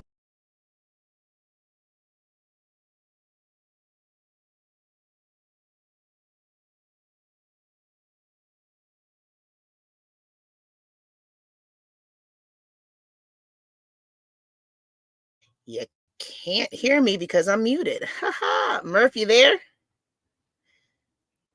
I am indeed. I just wanted to give a little pause for any thoughts about this. Well, yeah, that this is very close to my heart.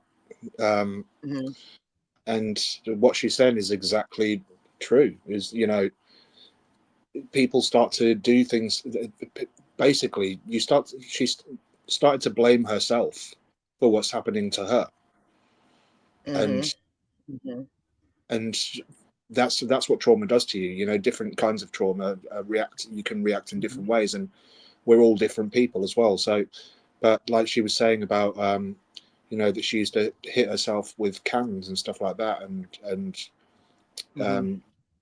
self self harm herself, and so, and it just it really does. Trauma can be anything. You know, you can get trauma from anything, but when it's something like that, where all a child needs really in this world, it doesn't matter where you live, it doesn't matter, so long as you're being fed, all a child needs is love. And as corny as that sounds, it's, Right. you know, when you don't have that, then you don't expect it from anybody. Even as you grow older, you don't expect it from somebody. So if somebody approaches you with love, then you Mhm. kind of, you doubt what their feelings are towards you, and that they've got an ulterior motive. Right, right, right, right, right. And this is why, Absolutely.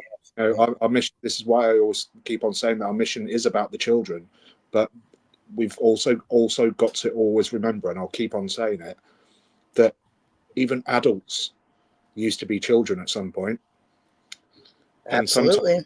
sometimes the adults can be the key to breaking the cycle. Absolutely. Absolutely. Absolutely. All right. I'm going to get back into this. Thank you, Murph.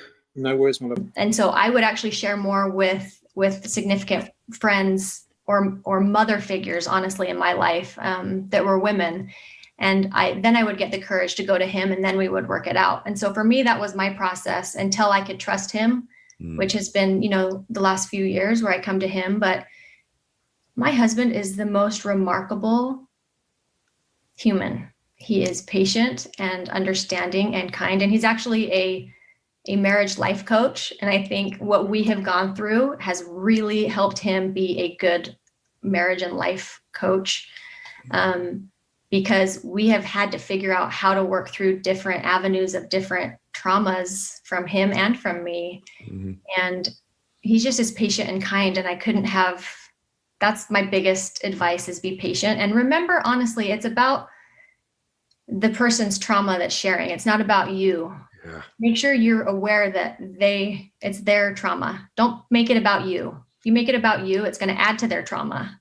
So keep it until they're in a more healed place, or find your own therapist to really be able to work through that stuff with. Don't make it your trauma. Keep it theirs. Such great advice. When you have someone you love who's acting out in a way that you know is harmful, one of the things I just want everybody to remember is they're doing this to get something from it. There's some emotional home for them. In fact, everything we do in our lives, everybody, is just to stay safe, And oftentimes our patterns that we run, even if they're negative, are safe to us because they're familiar. Even the familiar bad. Like in my case, one of my negative patterns, I just create chaos. I was raised in chaos. I'm sometimes unhappy when there isn't chaos in my life. And so I create patterns. I now am aware of it when I do it. I know drug addicts who continue to use drugs, even though they can't get high from that drug anymore. They don't know why. Okay, I got to stop it right there, because that was profound. Because I've said this about people before. It's like they were raised in chaos, they were raised in drama, they were raised in everything, and they create that drama and that chaos. It doesn't matter how even keel you are, how, you know, docile you can be or non-argumentative. It's like they do certain things purposely because they know that they're crossing the line just to start the chaos. And it's like, what are you doing? What are you doing? Like, this is not necessary. So Yeah, well, I understand that completely.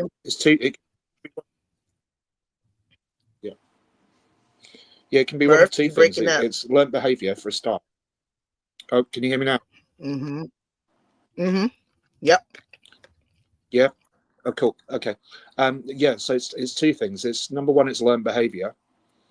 So children are always generally tend to. I mean, there are exceptions, but generally tend to act the way that they've seen as grown up as children.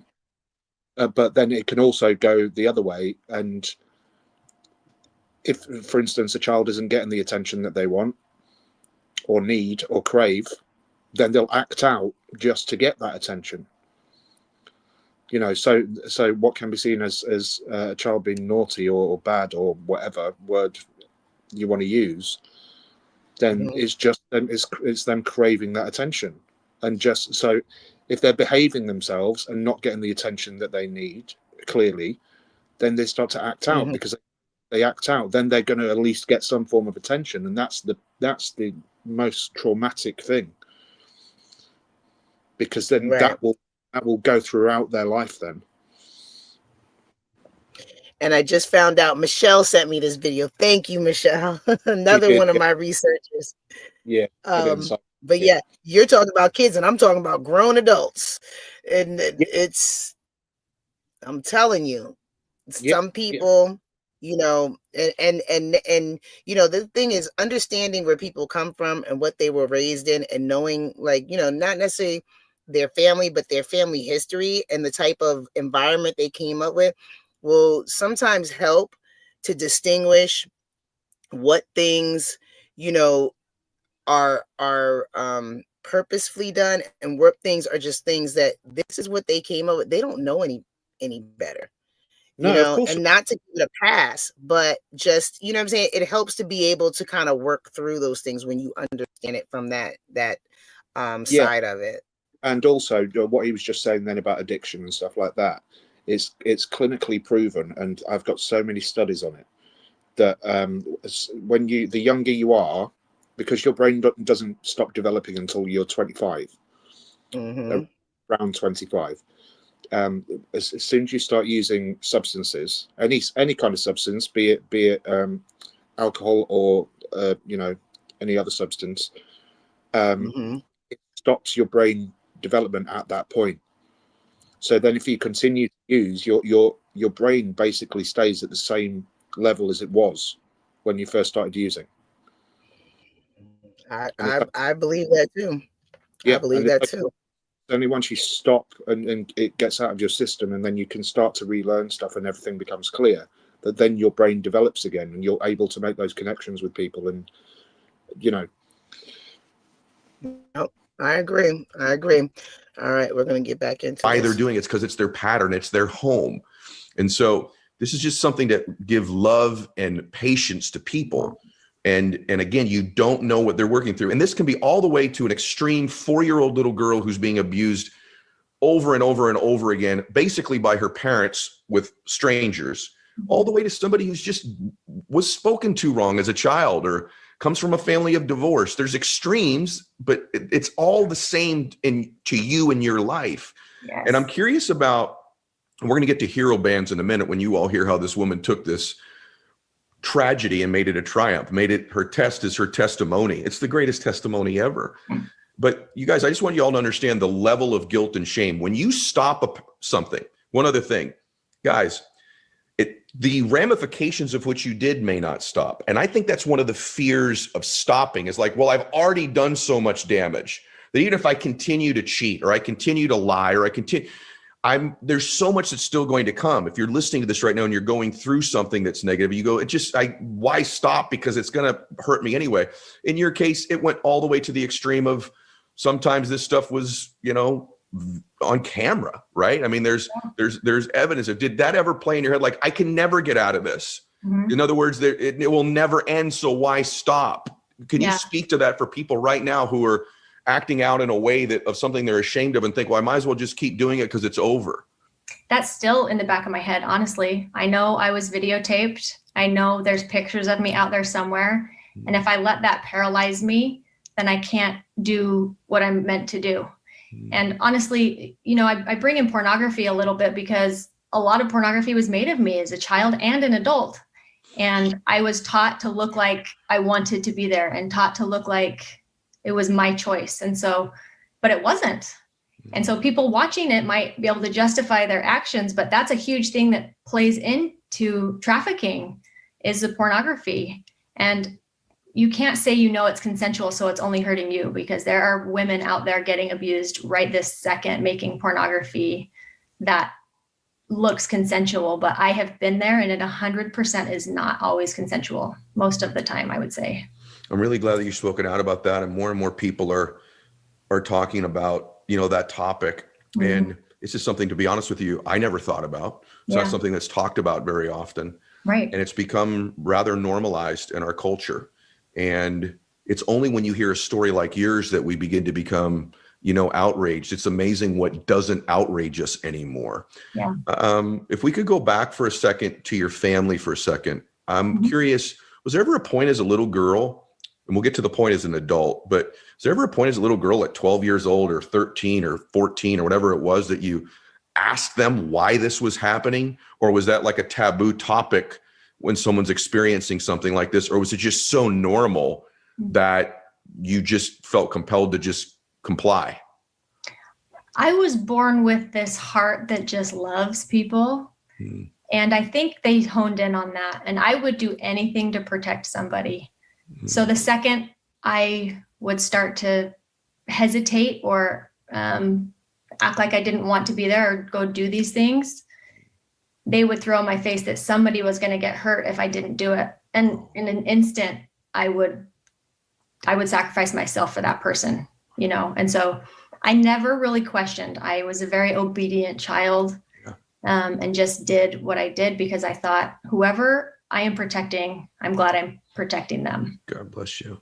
You know, everybody that's listening to this, and if you're doing something right now in your life you're not proud of, or you're thinking of hurting yourself, or you need help, ask somebody. Somebody will help you. Most people want to help you. Most people will understand. Most people will care.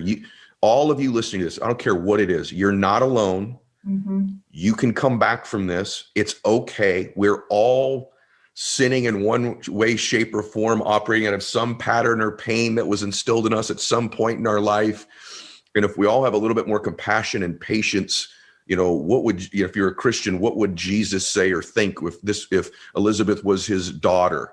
And I'm wondering, then that just makes me think, as an adult, I think you did eventually go, I don't know if it's confront or talk about this with your parents at some point. And oftentimes those experiences aren't what we would hope they would be either. But can you share that? And I don't know this part of it, but I know that you did, I think, go speak to them at one point. I did. It was about 8 years ago. I went and confronted them with my husband. And I was worried they were going to act like they missed me and loved me and try to get me back and embrace me, because I missed that so much. And I think there's so many people that have dysfunctional families and relationships, and you miss it. And you'll almost do anything to have it, but it is not. I'm telling you, it wasn't worth it. So when I went, I was expecting to have that happen and me just be like, it's okay. I've missed you. I've missed my kids having grandparents, and I miss having somebody take care of me when I have a baby. And I miss just all the things you think you want. And they were very cold, actually, and they never denied it. They never took responsibility. But it was really freeing, actually. And being able to let go of it was my form. I told them I forgave them, which I genuinely do, but I do it in a way, it was almost a selfish forgiveness, because I needed to let go of it and I wasn't. I couldn't let go of it until I looked them square in the eyes and told them, I know what you did to me all those years. I know how wrong it was. You can't hide and say I'm crazy or whatever you're telling people. This happened. You know what happened, and I forgive you so I can let go. But you will never see my children. You'll never have a relationship with them or me again. And I walked out with my head high and never looked back. Never looked back. And your siblings have acknowledged some of this as well, correct? Yeah, not all of them, but I'm the youngest of 9, and we're split down the middle. There's 4 of us on one side, and the others are on the other side. I want you guys to imagine the courage that it takes for this woman to share this with you. I just want you to think about how one thing that did happen to you through all this is that, because everything, you know, and you've even said this to me when we were messaging, you said, I still believe in what you say, Ed, that everything happens for you, not to you. Mm-hmm. And only now is it being revealed. And this is the most extreme case to put that challenge through. But one of the things that, because she went through this, you imagine how strong you have to be as a 4, 5, 6-year-old, how resilient you have to be. in some ways you feel so mentally weak, but in truth, how mentally tough you must really be.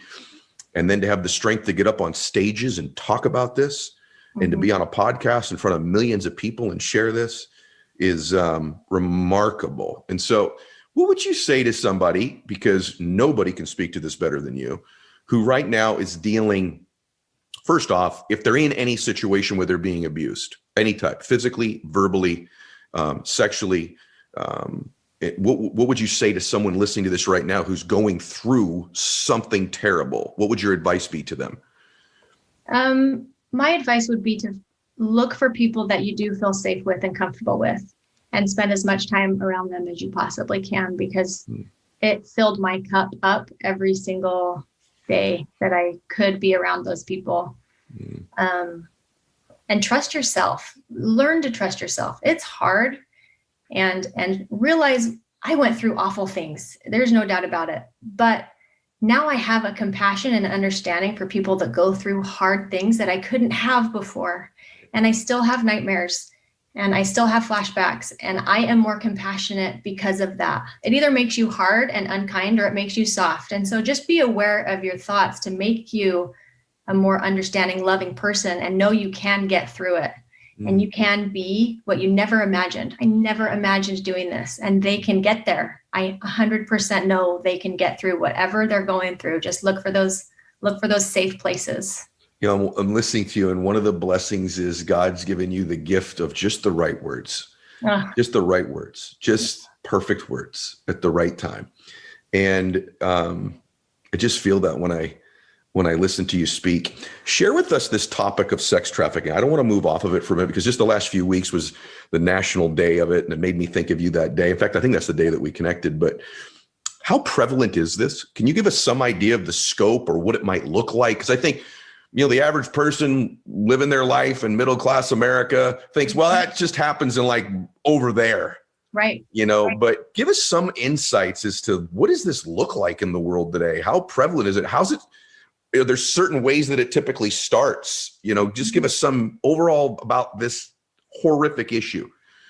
Yeah, I think the world is actually starting to listen and believing that it does happen. So I think we're on the right track to get it stopped. But the United States is the number one consumer of child pornography, the number one consumer. And I don't know all the statistics perfectly, because it's actually hard for me to learn all those and remember them, because it's triggering for me, obviously. But I do know that like the Super Bowl that's coming up, it is the biggest event for child trafficking and human trafficking, sex trafficking. I read on a website that brings awareness that if you brought in and paid every child's tuition, bought all the Starbucks in the United States, their tuition for college for 4 years, and combined all that, it still wouldn't touch what human trafficking brings. My gosh. And that's paying for tuition for every child, every person in the United States for 4 years. And so, it is prevalent. It is in the neighborhoods. There's been, if you look in the news, you have to look for it, because people don't want to talk about it because it's so uncomfortable. But there's busts. There was one in Irvine a year ago. They're everywhere. And now that you're aware of it, I think you'll start being able to make a difference and make a call. There's a hotline you can call if you suspect something. It's a 1-800 number. And so we'll put it up on the screen for YouTube. Yeah. There are things that people can do that are actions to help stop it and help catch it. But honestly, my biggest takeaway for other people is to be that safe place for somebody, because it can save a life. No matter if you hear their story right away or never, or if they share it years from now, be that safe person, and that enough will save lives. I'm glad you said that. This weekend, I was just randomly watching TV, and this story came up, like with all the bad news. They're like, all right, we're going to show you a good news story. And there was a woman who's a waitress in a restaurant, and this family came in with 2 children. I don't know if you saw this or not, 2 children. And she just sensed something with this child wasn't right. And so she wrote a note to hold up behind the parent's head that just said, "Are you okay? Do you need help?" And the child just nodded their head. And she immediately called the police. The police came. They found out the daughter was fine. This little boy was being abused. He was being tied up. He wasn't being fed. And I just think what you can do when you're out there is to realize this is more prevalent than you think. I always talk about the reticular activating system in your brain. It filters throughout the world what's important to you. And I just think if all of us are a little bit more aware of looking for abuse in any type that it might be, that we may begin to see more of it. And just that awareness may change or save a life.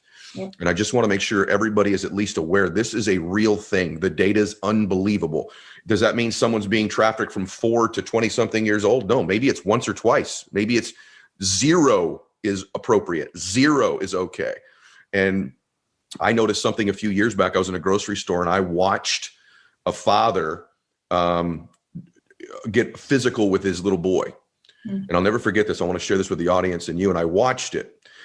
And I got the feeling that he knew me, who I was, like just from being a public person. And I watched him hit his child, not aggressively, but in a way that you shouldn't hit a child. You should never hit a child, but he just kind of whacked his kid.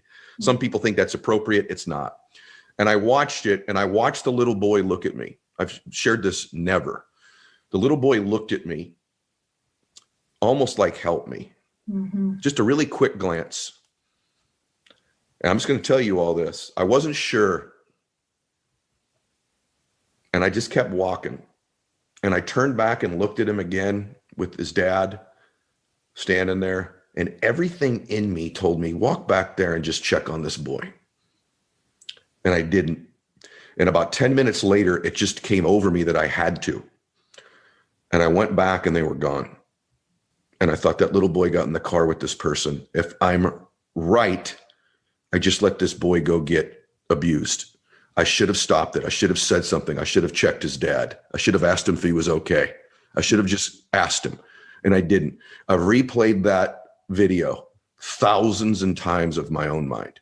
And if that ever comes up again, I know that I will have the wherewithal, the courage, the intentionality to do something about it. Because the worst thing I do is I've asked that father who maybe wasn't inappropriate in front of his son if he was okay. And I'd deal with the consequences of that over what might be happening to that boy. God bless him. I hope I was wrong and I hope he's okay.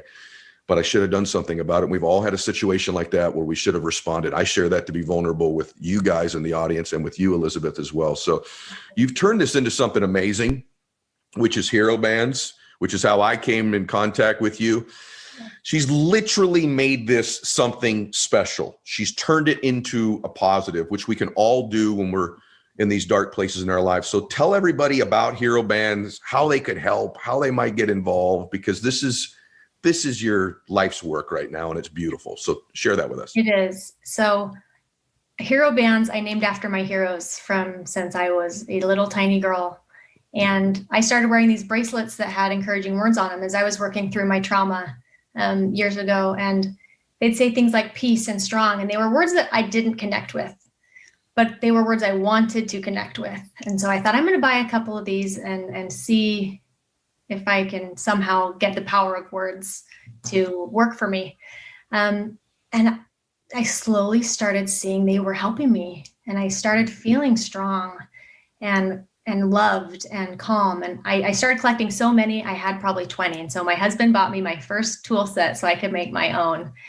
And I would start meeting people and they would feel comfortable enough to share a piece of their life with me. And I would glance down and see that I was wearing something that they needed more than I did at that point. And so I would give them my bracelet. And later they would reach out and say, wow, that really helped me get through what I was going through. And as I started healing, I realized, you know what, I am going to share my story somehow. I don't know how. I don't know if I'm going to write a book. I didn't feel right. I don't know. Like I had all these thoughts of how to do it. And it hit me that this is how I was going to do it, because I want to help more than just trafficking survivors. I want to help anybody's heart that hurts for whatever reason it is. Yeah. And my kids and I and my husband for Thanksgiving and Christmas actually did a drive-through meal pickup for anybody that needed food or was alone on Thanksgiving and Christmas. And we fed 120 people on Thanksgiving and over 130 on Christmas. Wow. Just drive through, and we would give these people food that had nothing. And the power of words has been something so significant in my life now that I didn't realize the negative words were dragging me down. And it was some of these conversations I had with these people that would come get meals that reminded me of why I'm doing what I'm doing, and Mhm. reminded me of how many people are hurting out there Yep. that need some love and need some encouragement. So I started this company. It's about 4.5 years old, and I donate to organizations that help fight trafficking and abuse. So the Elizabeth Smart Foundation, it's a new one that I've just started partnering with, and it's incredible. I encourage everybody to check it out. And I've talked with Elizabeth about her rescue, and I used to do this to people, the same experience you had, Ed, where you look at people hoping they can see your hurt. Mm-hmm. And she did that when she was out and trying to get rescued. She would look at people and try to get them to see her hurt. Mm-hmm. And so learning to trust your gut and do something is incredibly important. Mm-hmm. So I'm excited to partner with them. And I also partner with Fight the New Drug, who is a pornography awareness to just educate people about consuming pornography. Mm-hmm. Where do they go get hero bands? Hero bands can be found at herobands.com. Uh-huh. And I also make these bracelets for kids that are rescued from sex trafficking. Mm. And I sell them at my cost, and I'll stamp your initials on them. So when the child gets it, they can see there's an actual person that cares about them and is invested in with them. And so I give those to, are called Operation Underground Railroad, and they rescue kids from trafficking. So I work with those 3 organizations, and it's filled my soul being able to do this. So. Fills my soul that you do it. And guys, how awesome is she? Come on, for real. How awesome. And if she can go from where she was in the dark space she was, guys, not for a year or 2 years, but for years and years of her life, to this kind of light, and a mother of a beautiful family and a wife and a difference maker and a speaker. And you guys, these hero bands, by the way, have a secret thing. I keep talking to you guys about triggers, right?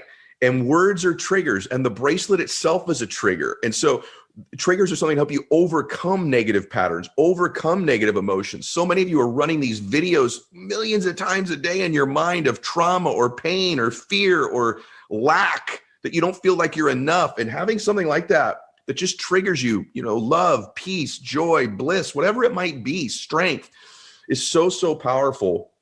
And I'm so grateful. Touch it. I like that you can touch it, and it can ground you at the same time. If you're off and having all that going on in your mind, you can grab it and grasp it, and it's right there with you. Very, very good. Guys, this is so, so, so amazing. So I'm gonna ask you a hard question, because I've been working on this myself. Do you think you love yourself now? That's the biggest hurdle I've had. And I thought I had gotten over it and love myself, but I am still working on that. Mm-hmm. And even letting other people love me is the hardest thing for me to overcome. You know what? I'm going to share something I've never said on the show before, but because you say that, and the reason I asked it was, same here. Really? Yeah. And wow. Wow.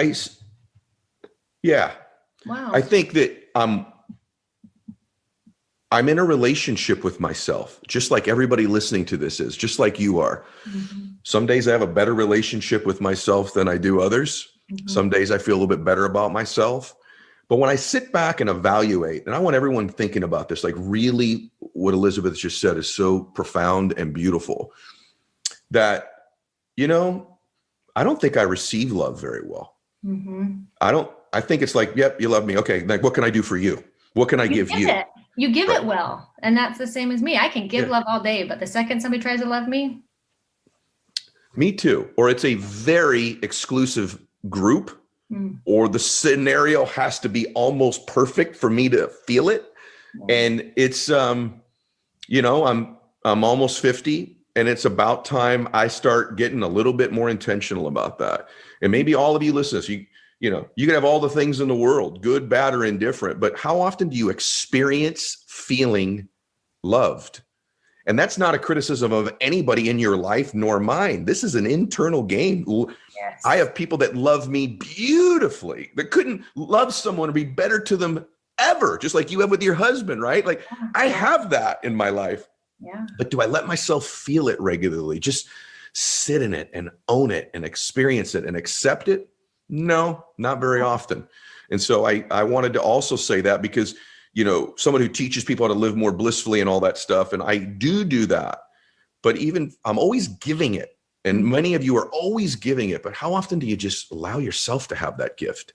And I just wanted to share that. That's why I want to ask you. I thought you would say that because it would be the honest answer. And it's the honest answer for most people too. So, okay, a couple things. Because I have this tremendous woman here. I'm not going to let you go because I want to ask some questions on the behalf of people too. Okay. So how do I begin to turn my pain into something productive? If I'm listening to this or watching this and I'm like, I'm ready to turn a corner, whatever it might be in my life, I'm going to pivot in my career. I want to change my body. I want to feel better about myself. This whole love myself thing is something I want to do more of, whatever they're thinking. Mm-hmm. You come from this place that was so dark. What keys, tips, thoughts, words would you say to somebody going, just give me a word, Elizabeth, something that I can use here to change my life? What would you say? It's one you said, actually, intentional. Mm-hmm. And for me, I had to learn about myself.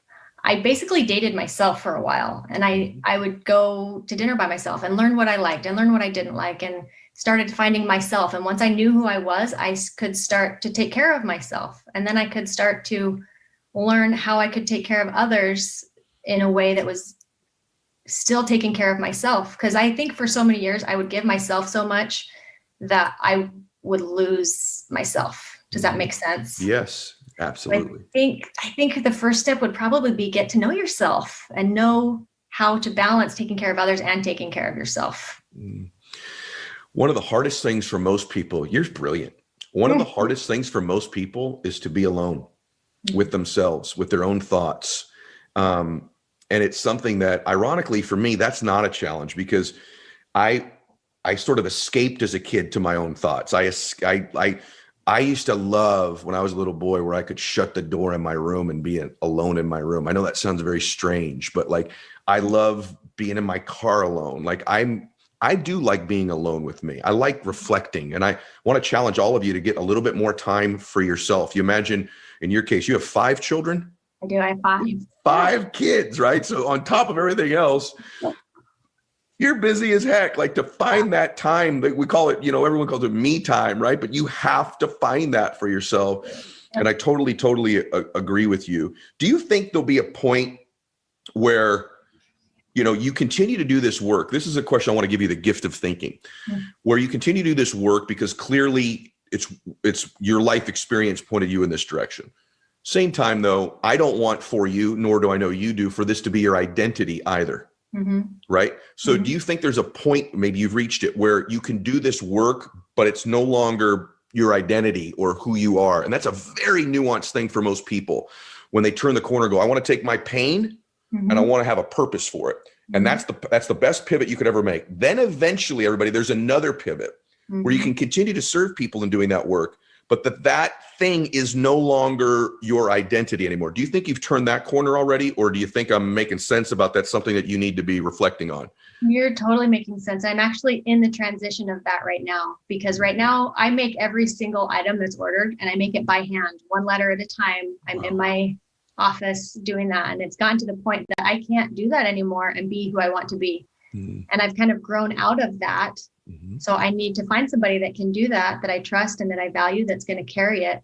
And I need to evolve into this other person where I am speaking more and I am bringing more awareness, because that's where I'm supposed to be. This had its purpose, and I will never stop this aspect of it, because I've gotten so many emails from people and done so much good with it that's my baby.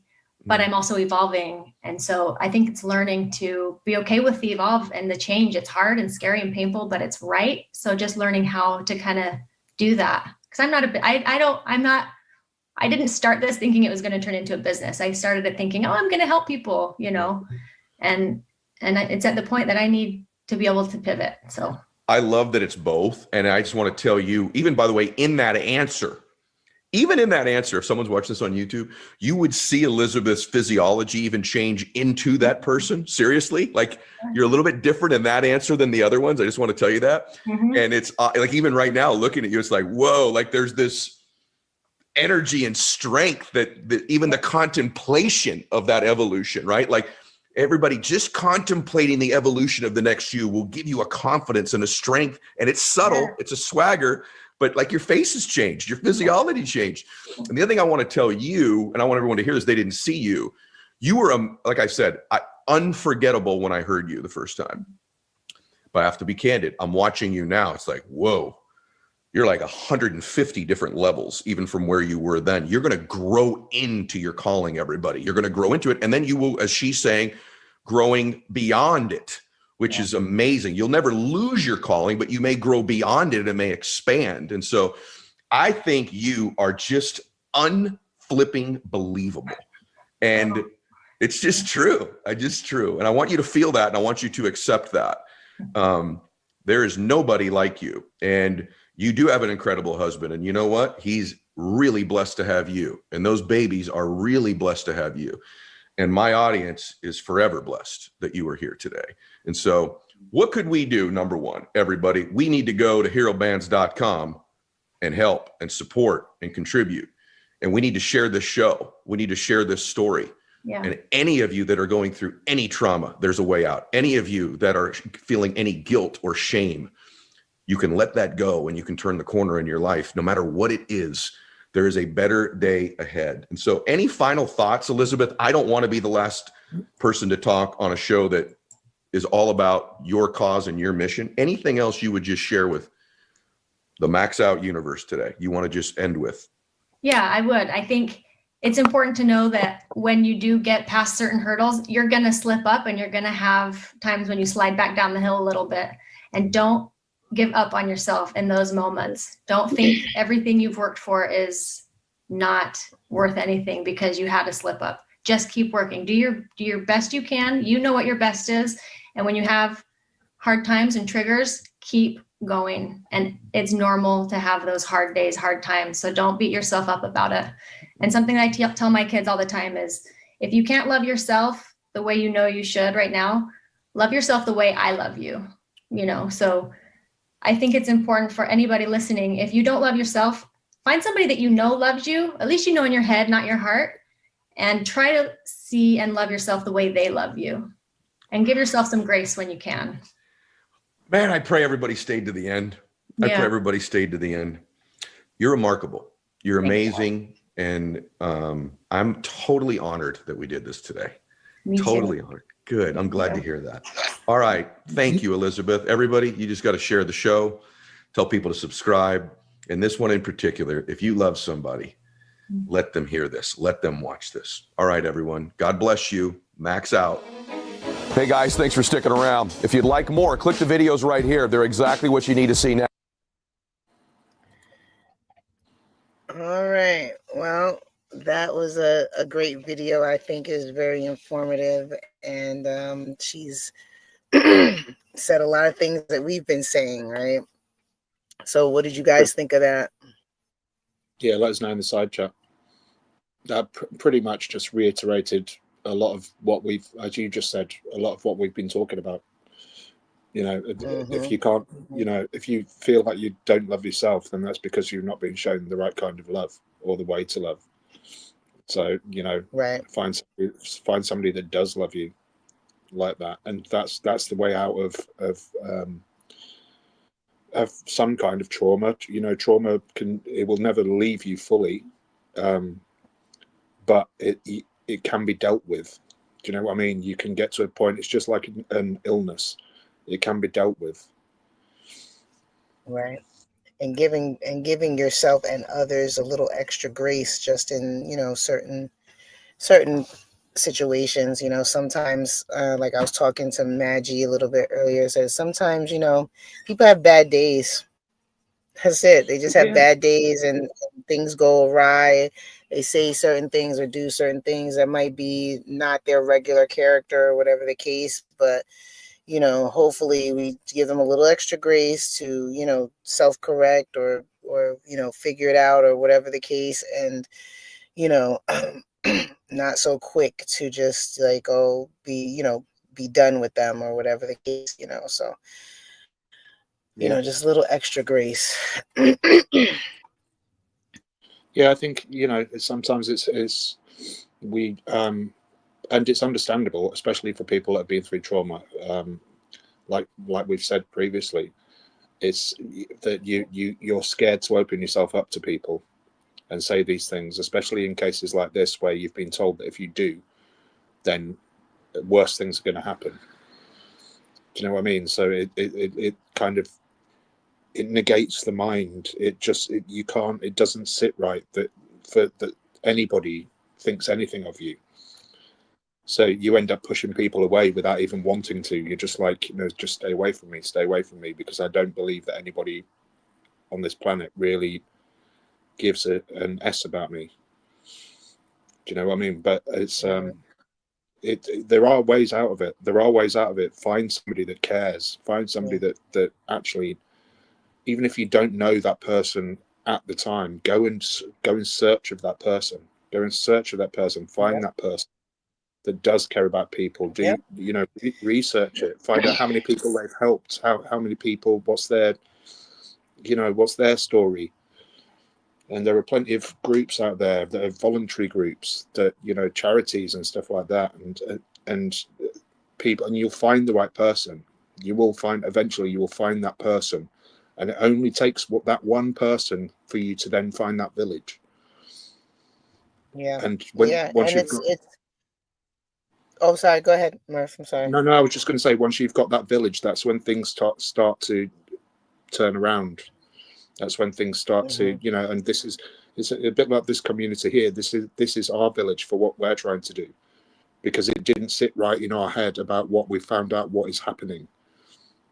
So we went and found our person. We went and found, Steph went and found Mike. I found Mike, and then it meant that me and Steph found each other, and I found Tahir, and now we found all of you guys, and now this is where the community has come from, and we're helping people, and that's what it's about. Yep, absolutely. I know for myself, living the life that can always seem like there's always some type of trauma or ridiculousness going on. When I get to feel like life is beating me down, I try to readjust and think about those who are less fortunate than myself, and try to do what I'm doing right now, which is to help people that might be going through things, whether they're children or regular people. And I feel that through my life, that has helped me to remain focused, not just on my issues of the time, but also to realize that I'm not going through stuff by myself. There people going through stuff all over the world, and as much as mine can be so traumatizing and ridiculous and whatever, it does for me a good work to be able to help people. It puts me in a better state of mind. 100%. I wouldn't do what I do now if it weren't for the trauma that I've experienced in my life. And it's not just one thing; it's many things. When we talk about trauma, a lot of people just assume it's like one bad thing happened to you. No, we're constantly going through trauma throughout our lives. There's different kinds of trauma, and don't ever compare another person's trauma to your own, because we're all different people. Any kind of trauma is trauma. Do you know what I mean? Right. So if you've experienced anything that's made you feel like, let's use the word worthless or anything like that, then you've been through some kind of trauma. So it means that you can use that to go and help somebody else, even if you've not been through the same thing as them. You don't have to understand what they've been through, but you can empathize with what they've been through, because you've listened to videos like the one that we just listened to, and you can use that knowledge and say, well, we've got somewhere for you to go. We know people that know people that know people, and that's what it's all about. That's what it's all about. Absolutely.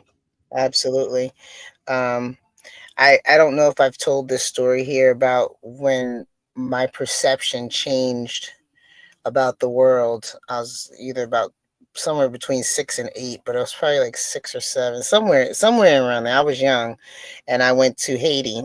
So, and my kids know my story going to Haiti, and that changed me for life. Yeah. The trauma I experienced going to Haiti changed me for life. What I saw and what I experienced as a child was enough to realize that, there are people that really um, are so much worse off in ways that I mean, as a kid, of course, I couldn't imagine, but as an adult, knowing and traveling more now, people just they cannot imagine, and when you realize that, your issues start to become a lot smaller than what they look to you. You start to put your perception changes. You start to put things in perspective, in a better light, so to speak, because sometimes Absolutely. our issues look so big, and then when you see what's going on somewhere else, our issues can seem so small compared to, other people's big issues. And, I realized that very young, as a very young child, that,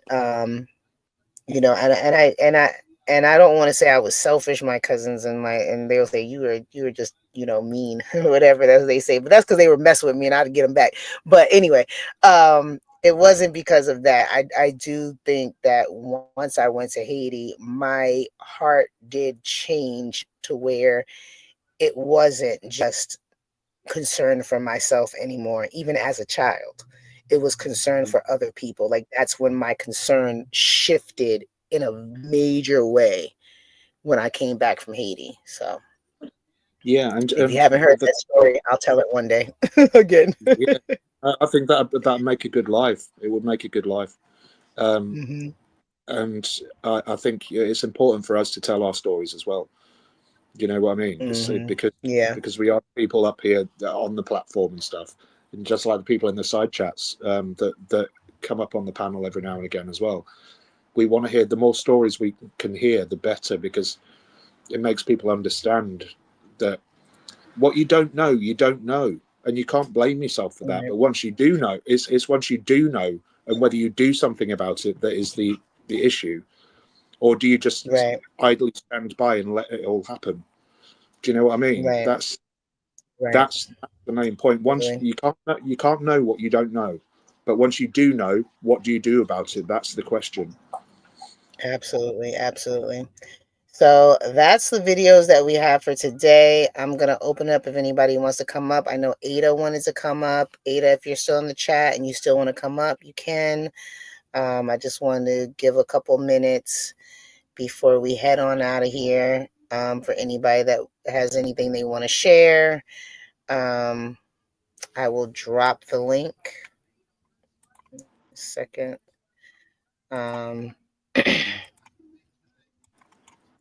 I've got the link if you want me to drop it, lovely. Oh, yeah, if you can drop it, please, because That's tired mine don't people. be That's working. tired. I've been running all day getting stuff done, and then tomorrow's back at work again. I got 3 days and then I'm off for Thursday, Friday, so that's good. Right, the link is But dropped. If there's anybody that wants to come up okay, and spend 5 minutes with us, then you're more than welcome. If yeah. you've got a story to tell, or you just want to comment on the video that we just watched, or the campaign that we're doing, Mm-hmm. or anything like that, then you're more than Mm-hmm. welcome. Just click that link and it will bring you straight in. Yep. If anybody wants to talk about how we're going to get to here out of Pakistan into Barbados, we can talk about that too. I told myself I was going to find a resort in Barbados so I could have everything all set up to go Operation uh, Take to Here. Have we settled on Barbados now? I thought we were talking about somewhere in Europe.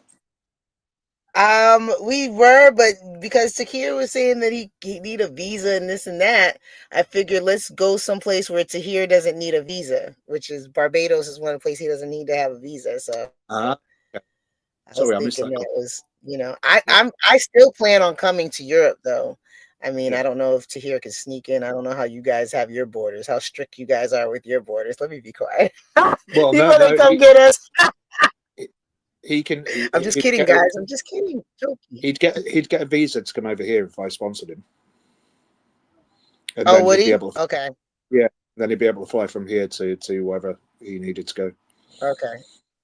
Yeah, because that's what I did. I looked at Tahir's list. He sent me a list of places where he can go without a visa. So Barbados was one, Turks and Caicos was another. But I think Barbados is closer than Turks. Barbados, in Not all by fairness, much, but you Barbados. know. What else? Barbados was one. What else? There was a couple, but they weren't like places that most people would want to go. You know, for vacation. Oh, Valerie's up here. Hey, Valerie. Let's see. There was a couple, but Valerie. They weren't like places that most people would and Valerie must be watching us on YouTube. Hey, Valerie. Okay, let me go. Can you guys hear me? Yeah, can you turn your Can you hear me? We can hear you, but you're echoing. Okay, wait, let me go out.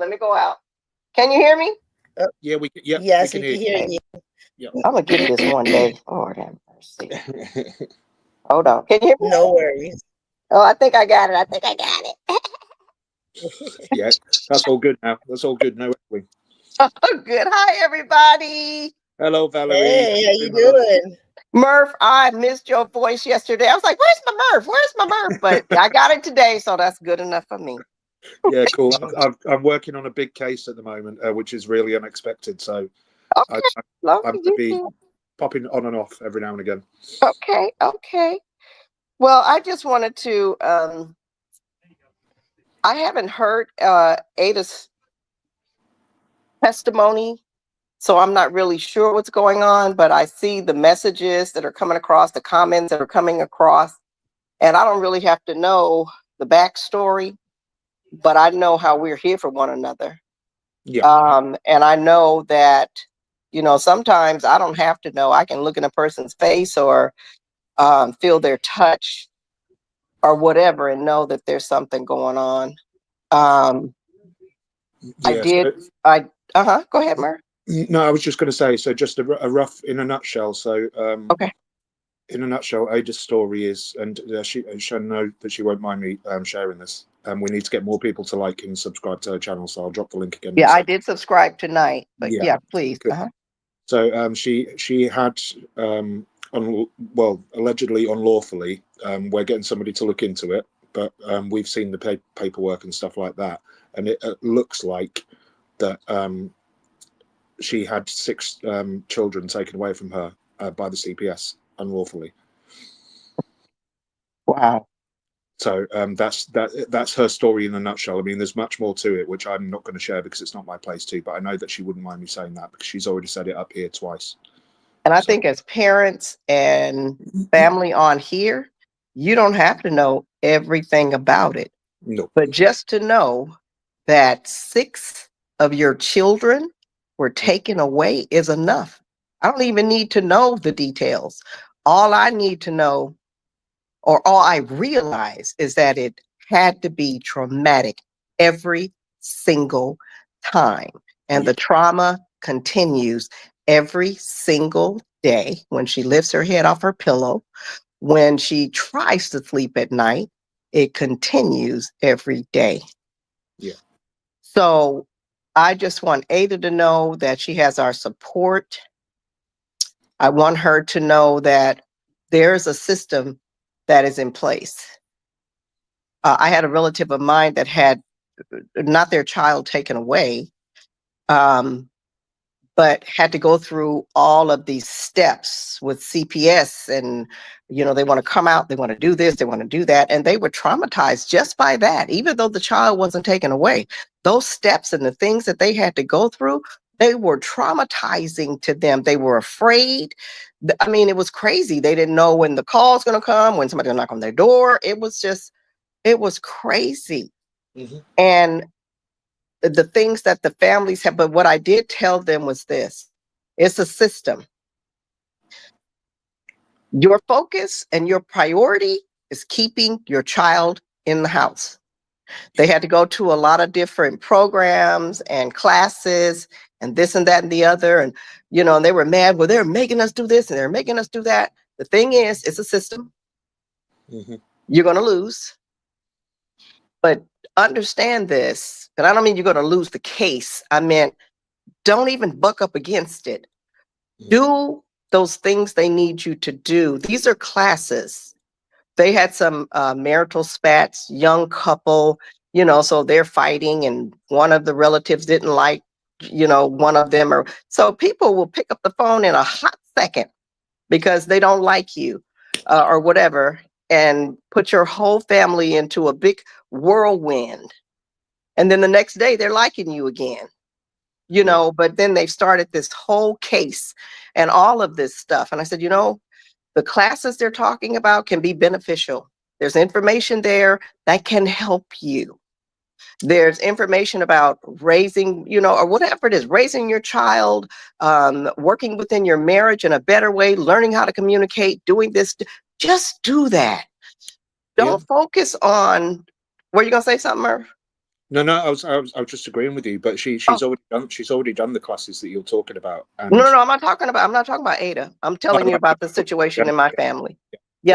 This is what they were going through, and it's like, where do you want to put your attention? You want to put your attention on fighting them and trying not to be available when they call or whatever it is. Don't do it that way. Just do what they ask you to do and keep the baby as the primary focus. Forget about them. What do you want me to do? Okay, I got to go to this class. What day, what time? I'm going to the class.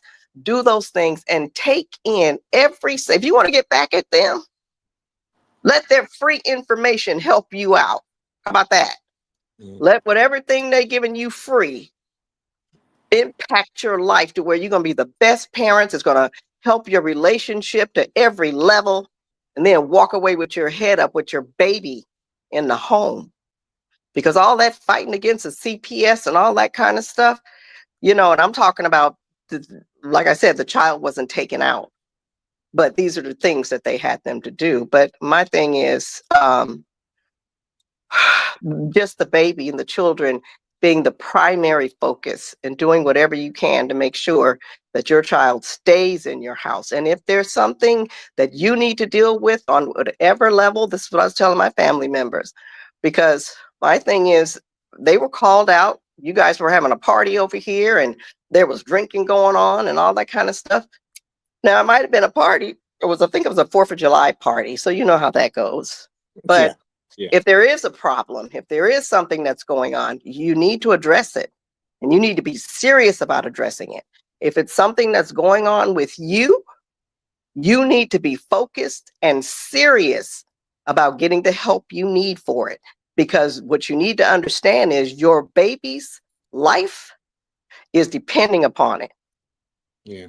You having your baby in your home is depending upon it. So whatever you have going on, you need to get control of it. You need to get the help that you need. Because see, I don't know. This is a 4th of July party. They're saying that this is something that goes on all the time. I don't know, but you know.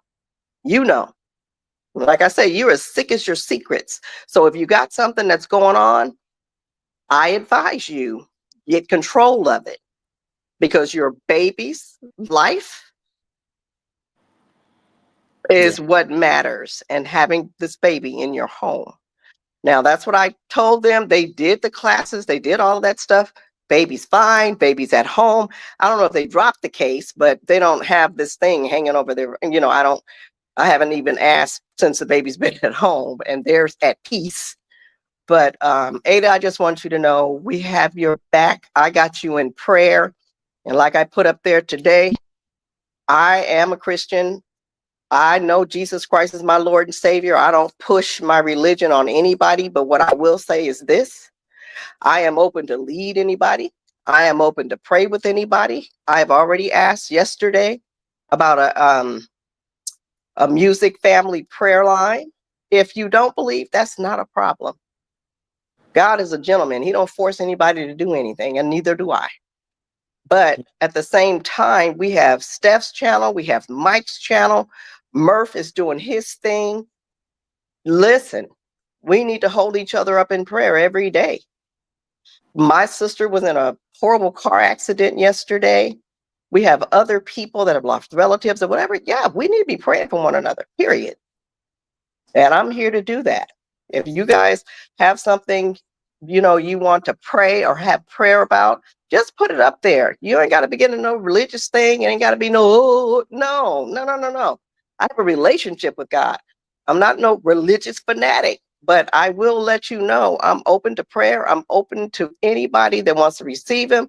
I'm open to anybody that has questions, period. And that's it. No force, no nothing. But I want you to know I'm available. I'm available. And God called me to this channel. And unless he removes me, I'll be here. That's all I have to say. I love you guys. Yeah, we love you too. And that was a beautiful. I'm muted this whole time. I'm trying to ask Valerie a question, and I'm like, I've been muted this whole time. Valerie, I appreciate you saying that and coming up here. It just hit me when you said prayer line. Do you know of a way that we could get maybe like a phone number so that we can get an actual prayer line where people could call into? Do you know anything about that? Would you be interested in trying to find out information about that? Yeah, there is a number that, and I can get that for everybody and post it.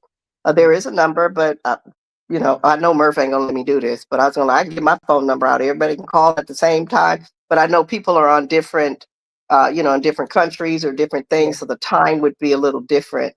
But I know How about Murph. you getting a Google Voice number? And this way it won't be your specific number, but you have a Google Voice number, and then we can distribute that. So this kind of still protects your anonymity, Okay, but I also can find that. has a line. You want to work on that? Because It's called when a you said Google it Voice just clicked. number. Okay, Yeah, so it's Google called a Voice. Google. What we need to do, and the only reason why I would stop you from doing that, Valerie, is because I don't want you giving out your own number.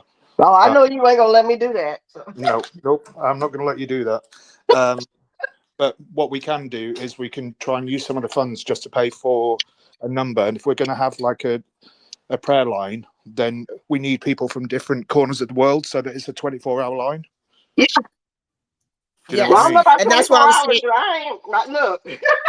That's what I was saying, Murph. A Google Voice number is a number that you can get assigned by Google for free, and it's a different number from her regular number. So if she can set up a voice number, then we'll have that number that we can use as a prayer line, and then we can figure out who's going to man it, and you know, as we're building a team. But if we can have something, at least.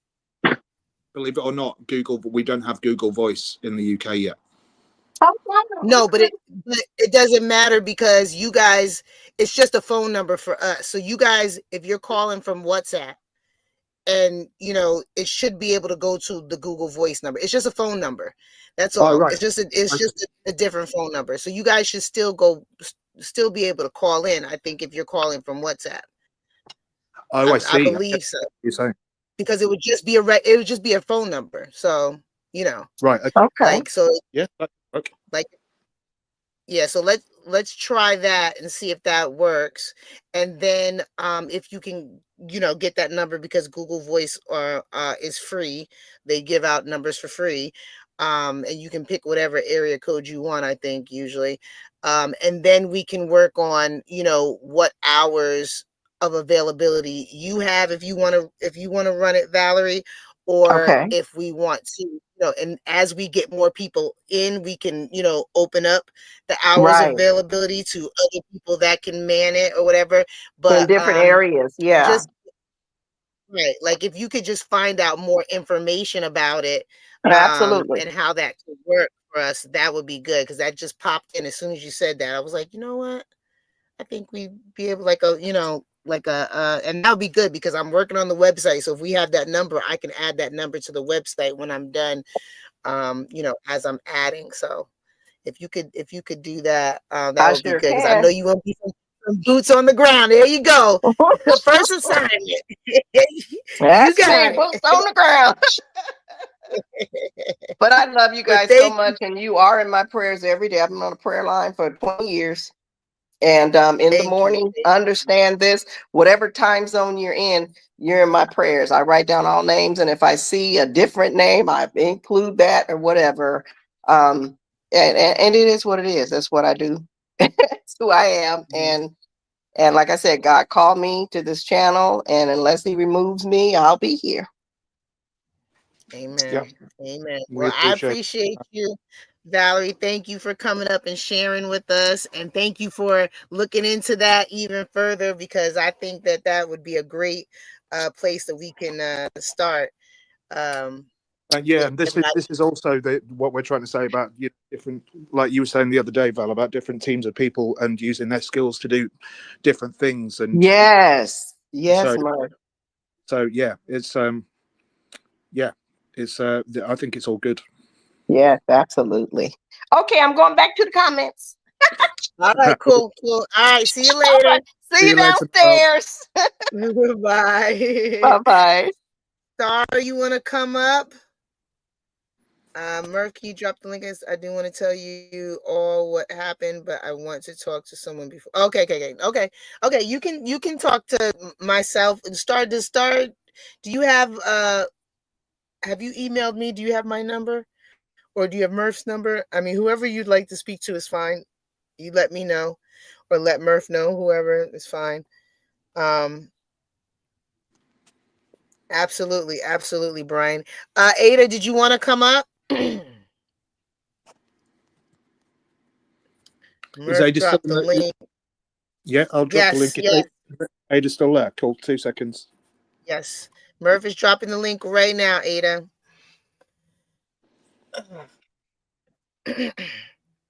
Sorry, I just need to go into my WhatsApp to do it. Michelle, I know you'd be awesome for that prayer line too. So something to think about. No pressure.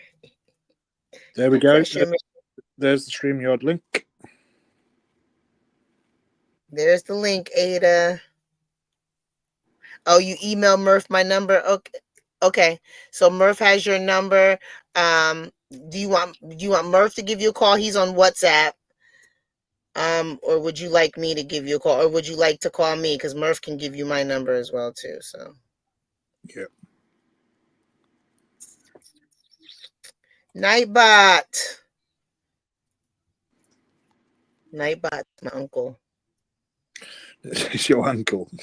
Yes, I say Tahir is dad because dad tells us what we need to do. I'm like, yes, dad. Okay, dad. And so if Tahir is dad, then Nightbot has to be my uncle because he's Tahir's son. Right? No, Nightbot's my brother. Sorry. I was going to say, where's the uncle bit coming in? I don't listen. Nightbot's my brother.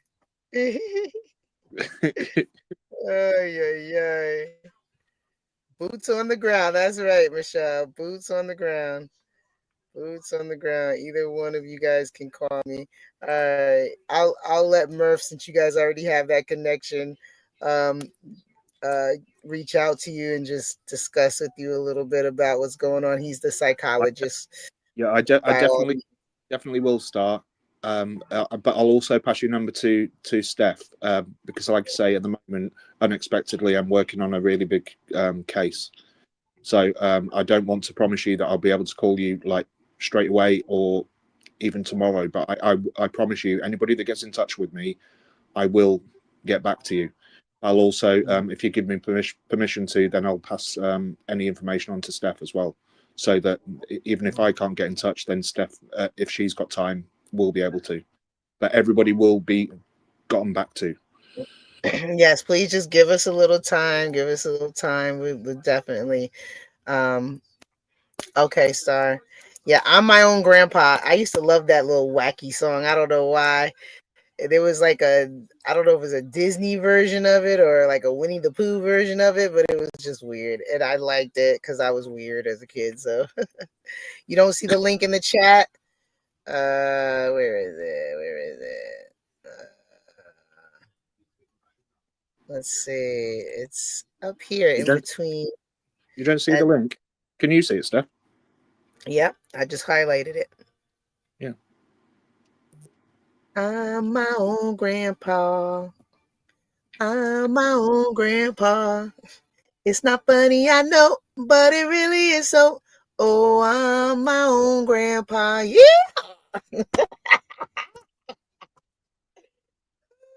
Yay. I've never heard I that don't song know why. in life. Uh-huh.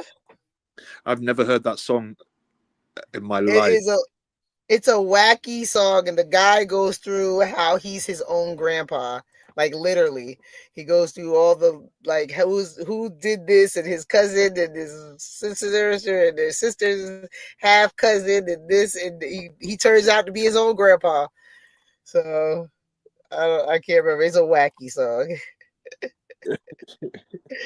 Just one of these American wacky songs. This is like, who comes up with that idea?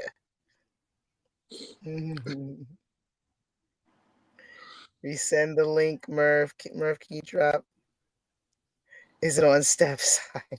And I dropped the link. I've already dropped the link. She asked if you could resend it. Yeah. Anybody else want to come up and say anything?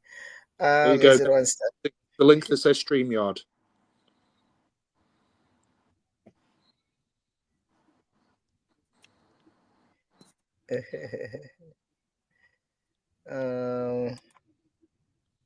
It says it's Murph just put it in again. Does it make a difference if Ada is on your channel?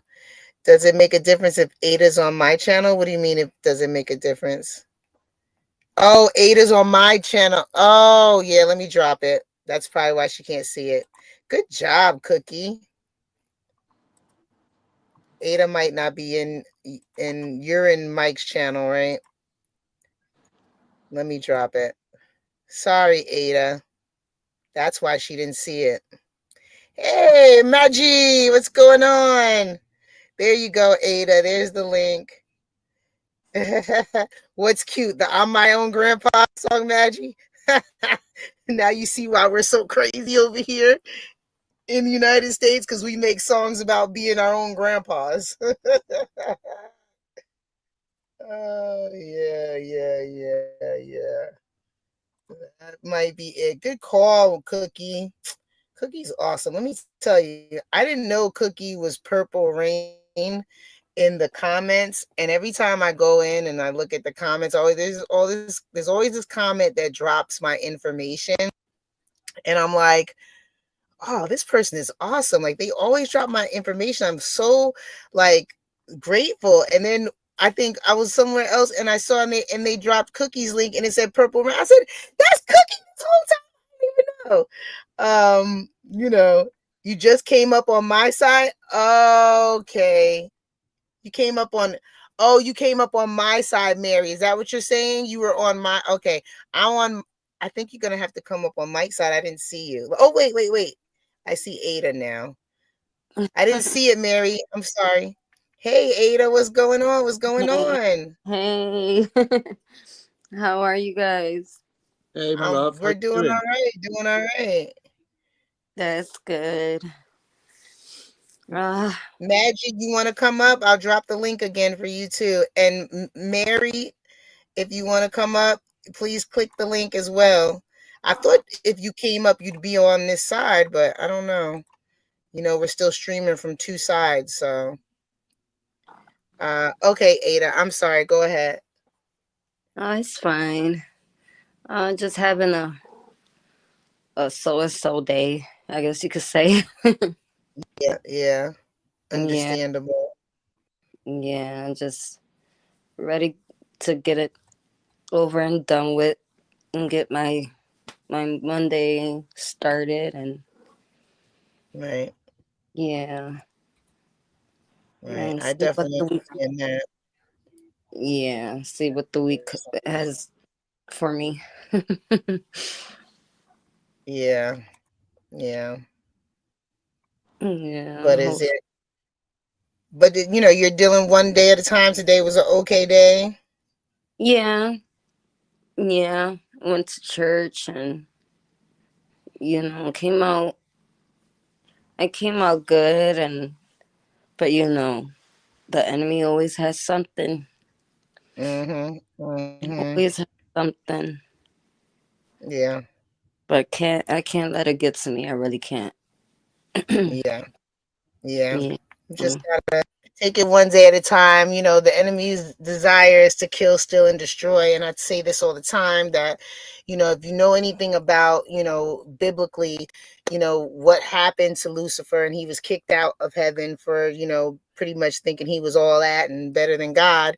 And, it's simple. It's jealousy. There's nothing that Lucifer can do to get back into God's good graces. Nothing. There's nothing. Like, that was No. it. You got kicked out, you messed up, and you got kicked out. That's it. And humans have been the apple of God's eye. It doesn't matter how many times humans have messed up. God has always given an opportunity for forgiveness and to get back into his good graces, and the devil can't stand that. He does not No. like that, because he feels like he should have been able to have that. And so because of that, his what he wants to do is to separate us from God permanently, the way that he is separated from God permanently. And the only Yeah. way he can do that is to kill, steal, and destroy.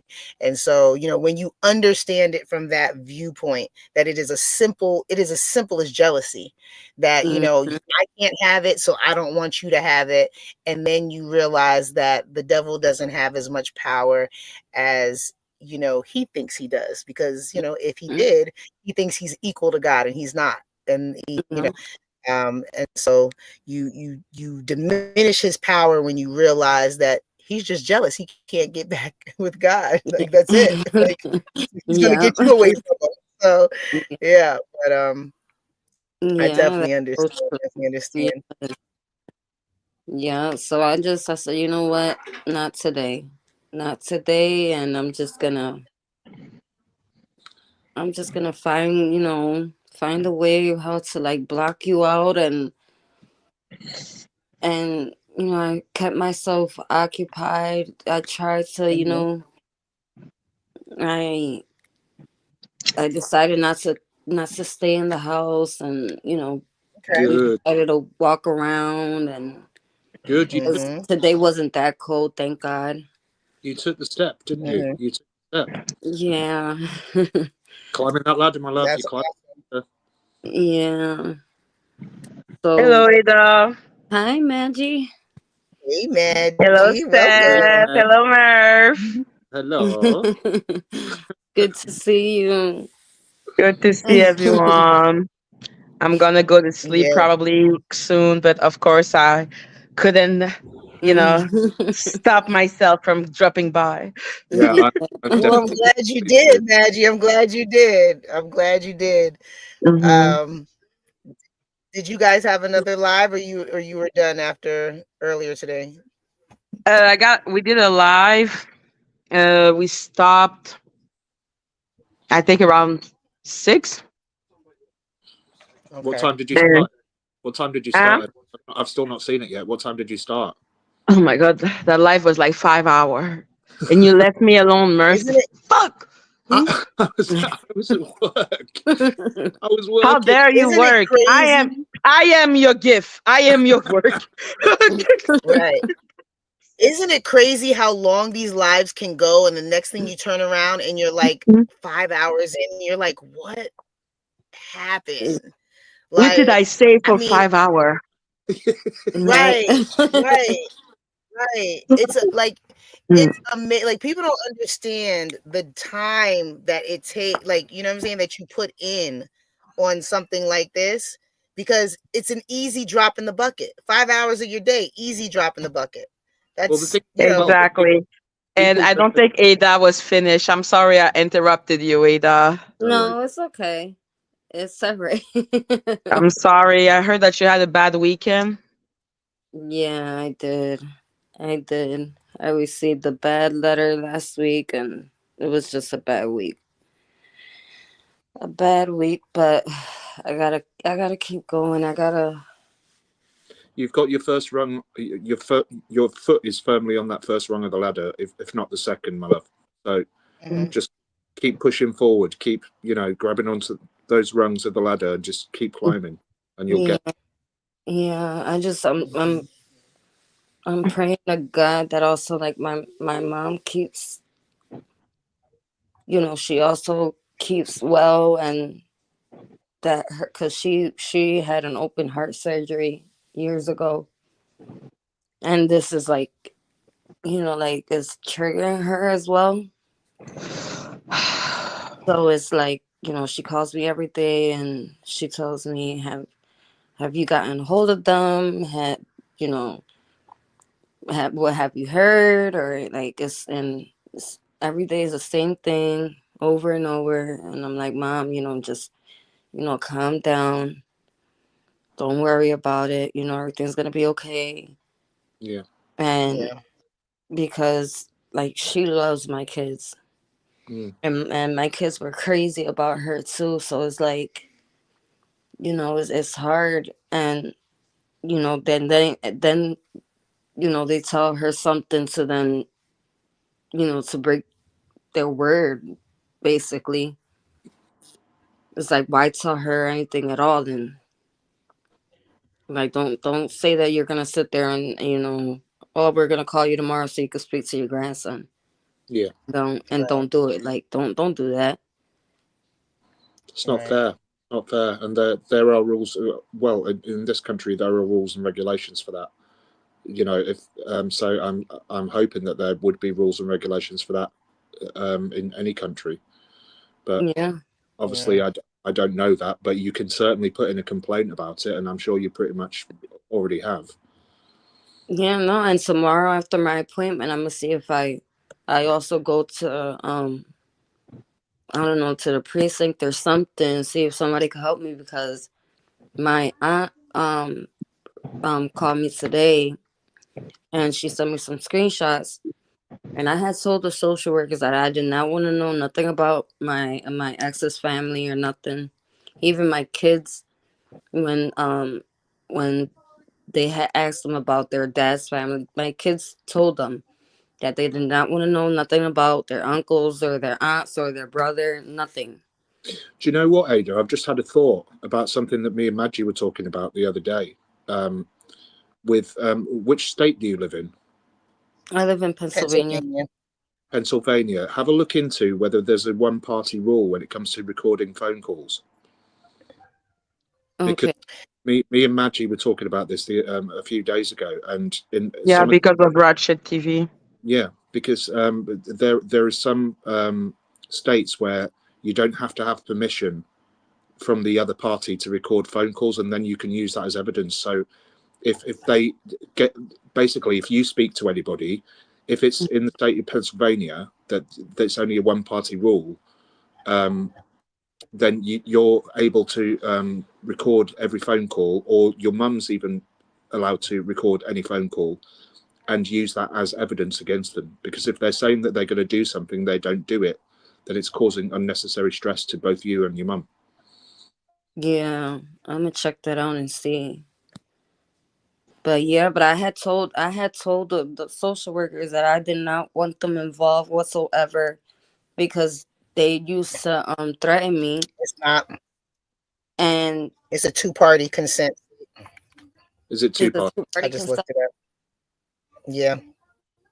Oh, And Pennsylvania is a commonwealth, so Commonwealth, yeah. not technically a state. These commonwealths usually have these weirdo rules that They make up are, yeah, pretty their much, own pretty laws. much. Yeah. So Yep. They make yeah. up their own laws, and yeah, What if it was? What would that still stand if it was a three-way conversation? uh I'm asking Steph. What do you think? Would it still say if for instance, because like on WhatsApp you can get people to join a call. So if it was a three-way conversation, I And don't think you can cross the system like that, Murph. right, I'm just asking a Says, question. If it's a it two-party rule, says in Pennsylvania, it is illegal to record a phone call without the consent of all parties involved. This is known as all a two-party consent law. right, so all So parties. Yeah, if it says all. Pennsylvania, you have to get consent, which is ridiculous because that to me is just like you don't want to be recorded is because you're hiding something. Yeah, Like plain Yeah. and simple. but yeah, if You're hiding something. we call anybody, the first thing that it always says is, But these calls yet, recorded. but yet, the law could record my children without my consent. Yeah, exactly. Right. There is a law for us and a law for them. I'm telling you. Mm-hmm. This Yeah. doesn't make any sense whatsoever. But But people yeah, follow but the laws they want to follow. That's the way it works. They make the laws and then they follow them sometimes allegedly, sometimes they don't allegedly, sometimes they do. They just pick and choose which ones they're going to do allegedly. So, yeah, Always. I think Ada, you made that call to Father Jeffrey, and so I think he has, like I said, the best information on really combating this system right now. So I wish I would have remembered what he said it was, but and like I said, Bonnie's dealing with some personal stuff. So, as soon as she's back, then I will be able to ask her directly. But um, he definitely knows who you need to talk to in order to have some pressure put on these judges for this. yeah, So, yeah. But I just wanted to tell you guys this real quick because just in case something does happen to me because of CYS, because I told him not to get in contact with my kid's father. I had told him not to get in contact with their family at all whatsoever because I did not want them to know where I was at. I had left Philadelphia because of that reason, to get away from them because they were abusive verbally, physically, mentally, like in every part. And because of them reaching out to them, they were harassing my aunt to try and find out where I was at. And well, to supposedly try and find out where I was at. They texted my aunt. My aunt screenshotted everything that they were telling her and everything. Supposedly they got paperwork of DHS and all. And that in 2 weeks that they're coming to find me and what my behind or whatever. So it's a mess. I'm gonna see if I take those screenshots tomorrow to the Yeah. precinct. Yeah, And you need to take those to the police. yeah. And file an order of protection or Yeah. restraining order Restraining order, for harassing phone call. Yeah. Do they still know where you are? I believe so. If they're saying that they're coming over here in 2 weeks to where I'm at to beat me up, I believe they already know.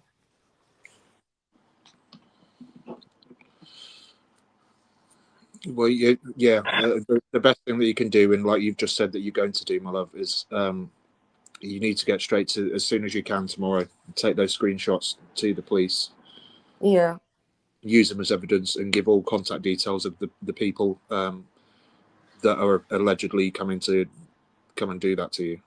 Do you know what I mean? It's Do you already have a restraining order on them? On not on them. I used to have it on their dad, but he passed away. So I don't have it anymore, but I'm gonna take one out on them now. I think that you should, So when you go to the police with the screenshot, take your old restraining order, explain that the man is dead now, but yeah. explain to them that the family has a pattern of obsession and being extremely violent. Yeah. Like And take everything to show that there is a history of it. and my aunt was telling me, "Oh, go take these pictures to CYS and tell them that because of them your life is in danger." I was like, "No, because they still don't want to believe it." She was like, "No, take these pictures after you take them to the precinct and get the restraining order. Tell CYS that because of them your life is in danger." Yeah. Yeah, and if you see that they're weird, you tell them, "Do you know I know people in a high YouTube sphere? I will talk about it. What's going on here?" Yeah. Sometimes it works. People are freaking ridiculous like that, but you know that you have like platform behind you. Yeah. No, that's why I wanted to come here and tell you guys that just in case. Mm-hmm. Yeah. Yeah, man. And go and pick you up some mace or some pepper spray. Oh yeah, my man was like, Yeah. I don't know where they're coming to because they got me chopped. But Just in case you need it, mace and pepper yeah, spray. You can have either yeah, one. You know. So Yeah. they come and start that. You know, you have some form of protection. Yeah. yeah. But I don't know who they telling because shit, I was born and raised in Philly too, Yeah. so I know how to fight. They sound like but absolute cowards to me. To be fair, but like absolute. I'm not trying to go that route, and I Yeah. don't know why they still trying to like, hello, I left and I left y'all alone for a reason. Like, why keep on? It's, we're sorry you're having to go through this, Ada. You know we are. But We got you back. We got you back, Yeah, girl. exactly. We're here where you will always have someone to listen to you and you have a community behind you. And if they're fucking with you, then you know that you can go and denounce them on big platform. yes, thank you so much. And I'll send I'll send I'll send you guys through either text or email so you guys could have like copies in case of anything, like something goes supposedly missing, the screenshots or something. Yeah, you know you can. Absolutely. You know that you can WhatsApp me whenever you want. I've just dropped Ada's channel. She's got a YouTube channel where she discusses her story and stuff like that as well, and also her PayPal and her Cash App as well. If anybody wants to donate to Ada, which we always try to drop when she comes up on the panel. So Thank you so much, you guys, and I'll keep you updated if I get in contact with with Bonnie's uncle tomorrow. I'll let you know. yeah, cool. Yeah, Okay. just That's keep good. You as well. That's Yeah, good. us but I'll keep posted. you guys. All Yeah, right. thank you All guys, and right, have Ada. You know Yeah, you got our number. You got my number, Ada. You know you yeah, just text me. You know, Exactly. yes, you definitely. call Love me you and guys. love you too, Ada. Thank you for coming up and sharing with us. Yes, of course. Thank you guys. we'll speak soon. Always, Oh, either. okay. All right. Bye. Wow.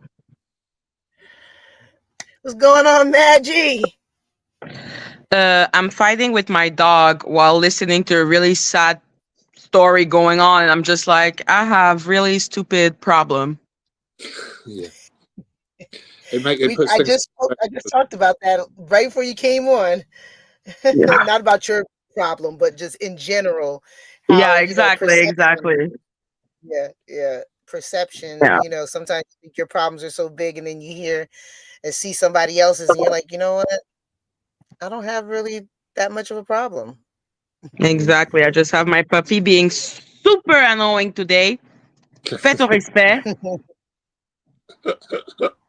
Like, look at her. Do you Everybody see loves her? your puppy. Yeah, we can see her. Mhm. Did you did you get, did you She's get the mic? like, what? She keeps on biting me. She's so annoying. Maggie was saying something in French yesterday, and Mhm. my daughter came out the room and she said, "Did you say something about me?" I said, "No." She said, "You said this, this, that." I said, "No, that was Maggie speaking in French. I didn't say nothing. I didn't call you."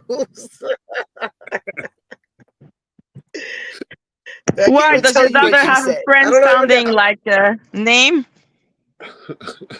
Oh my No, her God! name Can is I be Kaya. petty? Can I be petty? Yes. You Yes, petty go for, ahead. we're only going to stay on for the next couple of minutes, so you be as petty as you want, my love. Okay. So, Rav the freaking wise, that bitch. Here we go. Here we go. Oh. He's the one who sing me the fucking song. Yeah. Uh-huh. And he's still singing the song, by the way, being a weirdo about it. And he said, because I was talking with Murph and I said, I was talking about Courtney's hat.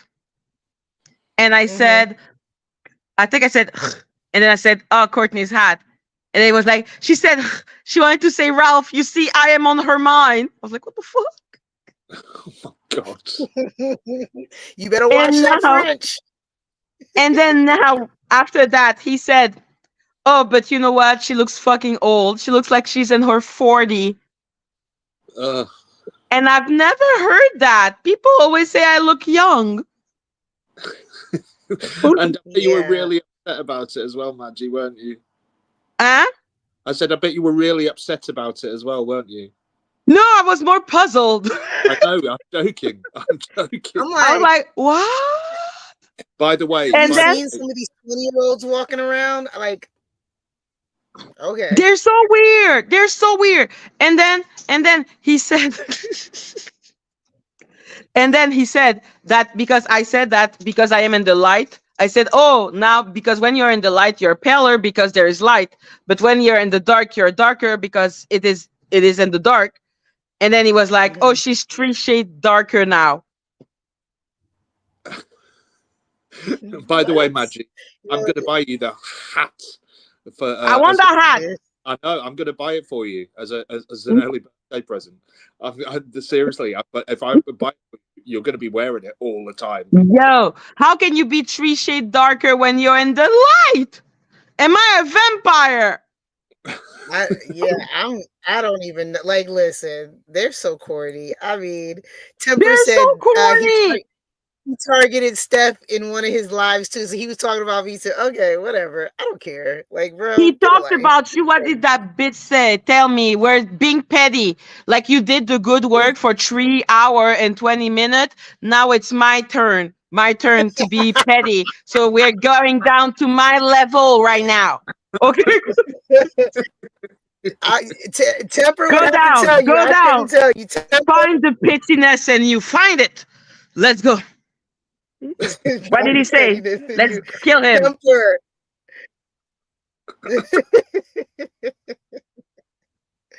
What did he say? Offended, the nerve. What did who say?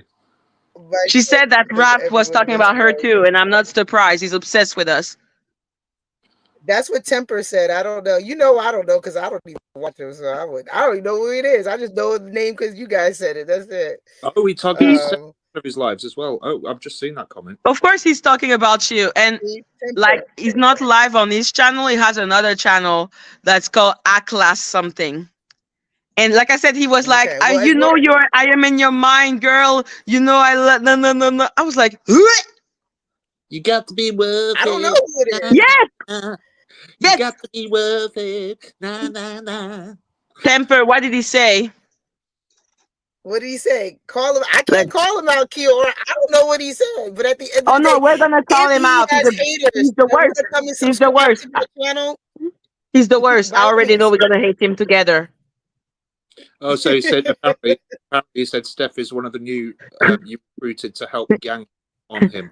Oh my God, I love what Star said, that I am a shapeshifter. I'm a color shifter. And the dark, I become lighter, and then the light, I become darker. Apparently, she's wearing white face, right? Let me explain this to you. Like, so this is so crazy because if he said that I am the new one recruited to jump on him, like, dude, your sense of self is so high, and you clearly don't know me because you clearly have not seen anything that I've been talking about because I could care less about whatever the one here is me. Yeah, they said Steven, and I'll take Steven because that's my daddy's name, and he was not Yeah, okay. So if you knew Steven, you'd leave Steven the hell alone. But whatever. Take it whatever way you want. I laugh at that one because anybody in my family, you say Steven, okay? Yeah. He like, okay, no, we leave that one alone because that one is like volatile. You don't know what's going to happen with that one. So one of my brothers, yeah. Steven, as well. No, he's the worst. And I don't know why he decided that me, Murph, and him we were in a love triangle, and that Murph was crying because my heart belonged to him. Yeah.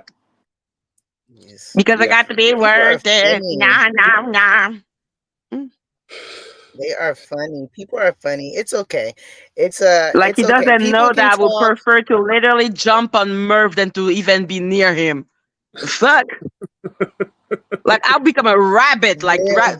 you're 6'4", I'll jump. Okay, like the fuck. Do you see this? You see this comment? There's a question for you, Maggie.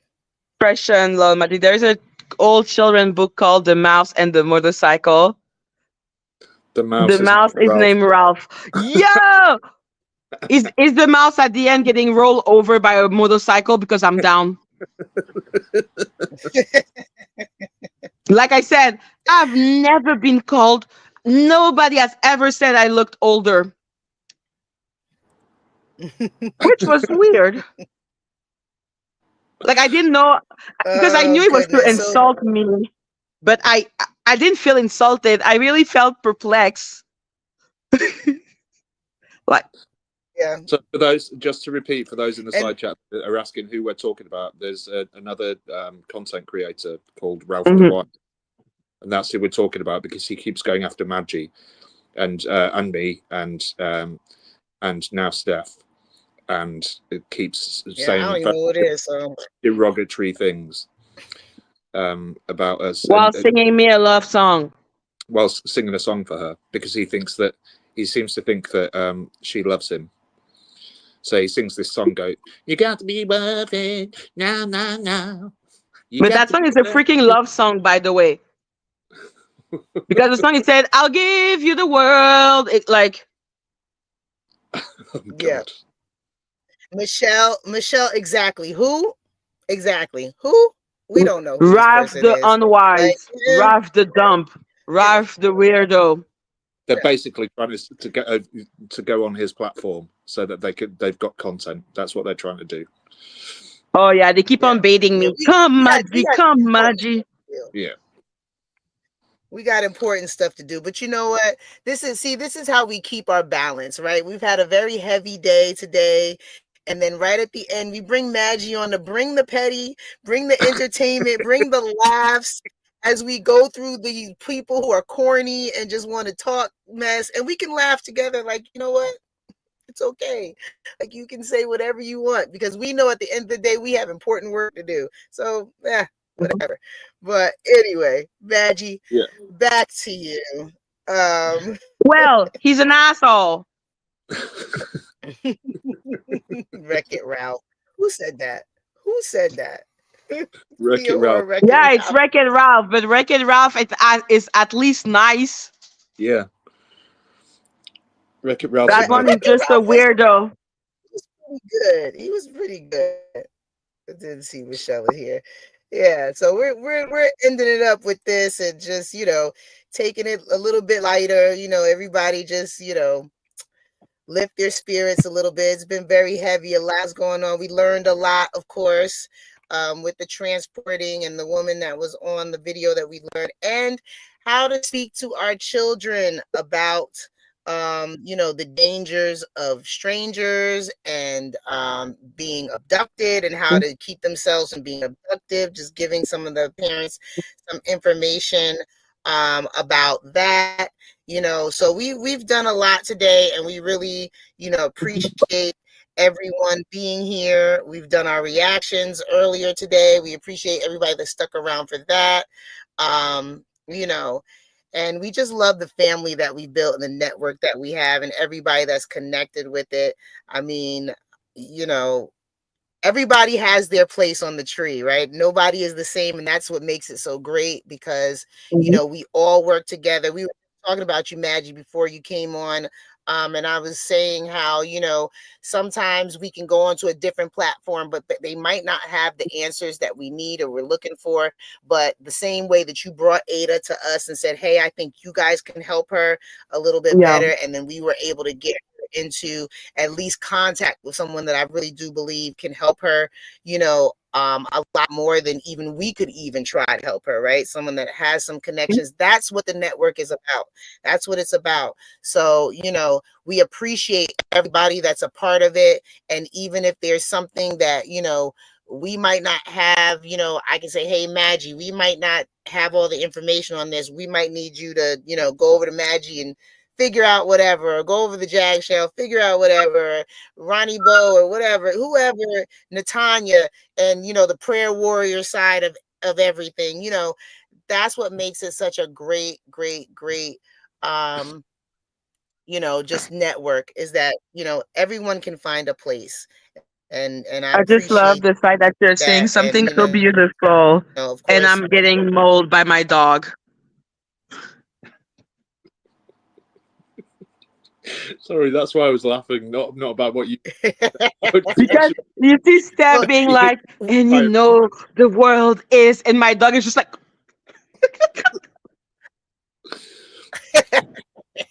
And you see how I can just go. I'm like professional at just like, okay, and keep going, because we had Mike on earlier. Mike couldn't get himself together, and I'm just like, okay, Mike. So we're just like, that's it. We just, but we always have comedy here. You never know what's gonna happen on our channel. There's always something comedy that's going on, and we appreciate everybody for sticking with us and being here. We're about to get up out of here. Murph, you got anything else to say before we go? No, other than I love this community. I love you, ladies. You're both my sisters. Yes, I will still yes. find you with a And sandal if I Maggie, need to. anything left to say before we Well, I just have to say that I didn't know that when you get in the light, you get darker. So I have learned a lot today. And I feel that this was a productive day because now I know the law of science and physics. Thank you, Maggie. Thank you for that added information for us. I And needed for to me, guys, add and as end it always, on a petty note. yes, yes. And that's what we were counting on. And as for me, guys, thank you guys for being with us. We're going to see you tomorrow, same time, same place. Have a great night, great morning, great afternoon, wherever you are across the world. Thank you so much for being with us. We love you guys. Take care. We'll see you later. Bye. Bye-bye. Bye.